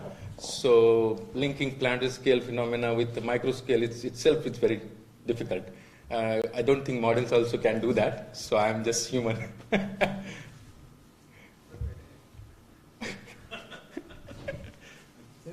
was a nice talk. So, my question is how this CS by growth rate ratio is valid in Indian perspective, because we have a lot of other parameters like the availability of condensable vapors and other meteorological factors that are affecting these ratios. Because it can change. This ratio is nothing but the condition sink to the growth rate. Growth is from the whatever the vapors available in the atmosphere for the particles. Growth is calculated from the size distribution, major size distribution. So we are assuming that whatever the vapors available there, they are condensing onto the particle and making them grow. Because we see many NPF events in Delhi where CS is very high. Yes. Condensation sink is very high. Yes. Because of pre-existing particles. Yes. So how valid this would be? So it's very difficult, as Auntie would agree with me. It's basically balance between precursor concentration and the condition sink. That will decide when NPF will trigger in the atmosphere. Because when you have a high CS, it means there are a lot of pre-existing particles. It means there is a strong source of aerosol precursors also, right? If there are high particles, means there are precursors also. So it's a balance between those two that will decide when new particle formation will occur, and this is the figure that tells you that ratio has to be less than 50, then only it will occur. So atmosphere has to be a little bit moderately polluted, not in severely polluted condition. Like winter time, I can tell you, during daytime you will never see new particle formation. What Professor Tripathi explained is basically nocturnal particle growth. That's not new particle formation. Okay, those are the primary particles which grow bigger. Winter time, you will not see single new particle formation. At least I have not seen so far. I don't know. From whatever data I have seen. My question was on that ratio only, yeah. Optimum 50, that magic number. Yes, that's what the study says. There are only 3-4 studies actually using this particular ratio. So 3 studies here. You can add one more study that published recently in Nature Geoscience. Yeah, just a quick comment on the same question. I was also thinking when I saw this plot, like the third variable is precursor. Yeah. So in this, if you color it precursor, such studies you have seen? Like SO2 we can use, for example. Yeah. Or VOC if you have measurements. No, condensation sink is just assumed because condensation of sulfuric acid, not others.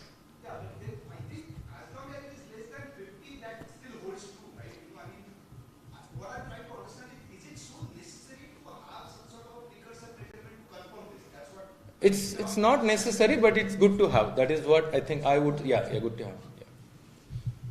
Yeah. Right. So thank you so much everyone again. Thank you, Dr. Vijay, and other 2 speakers for maintaining the time schedule. And then maybe next announcement. Yes. Thank you, Dr. Anand, for chairing the session on such a short notice. Yeah. So now we'll have a poster session. I request all the poster participants to be at your poster. Jury will come to your poster. You have to give presentation in 3 minutes. So I request all the poster participants at the poster. Yeah.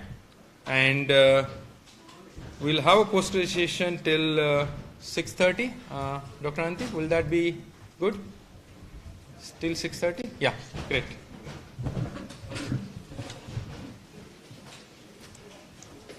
For gala dinner, delegates, vehicle will be available from 6 o'clock. For participants who are staying in Lakeview Guest House, vehicle will be available at 7:10 from the guest house. Okay?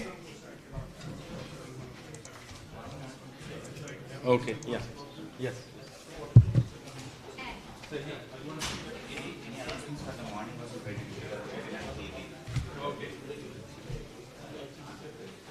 One more announcement quickly. Tomorrow morning session is 9:15 start. 9:15 start. So vehicle will be at the hotel at 8:30, 8:40. So be ready. Yeah, 9:15 is the start.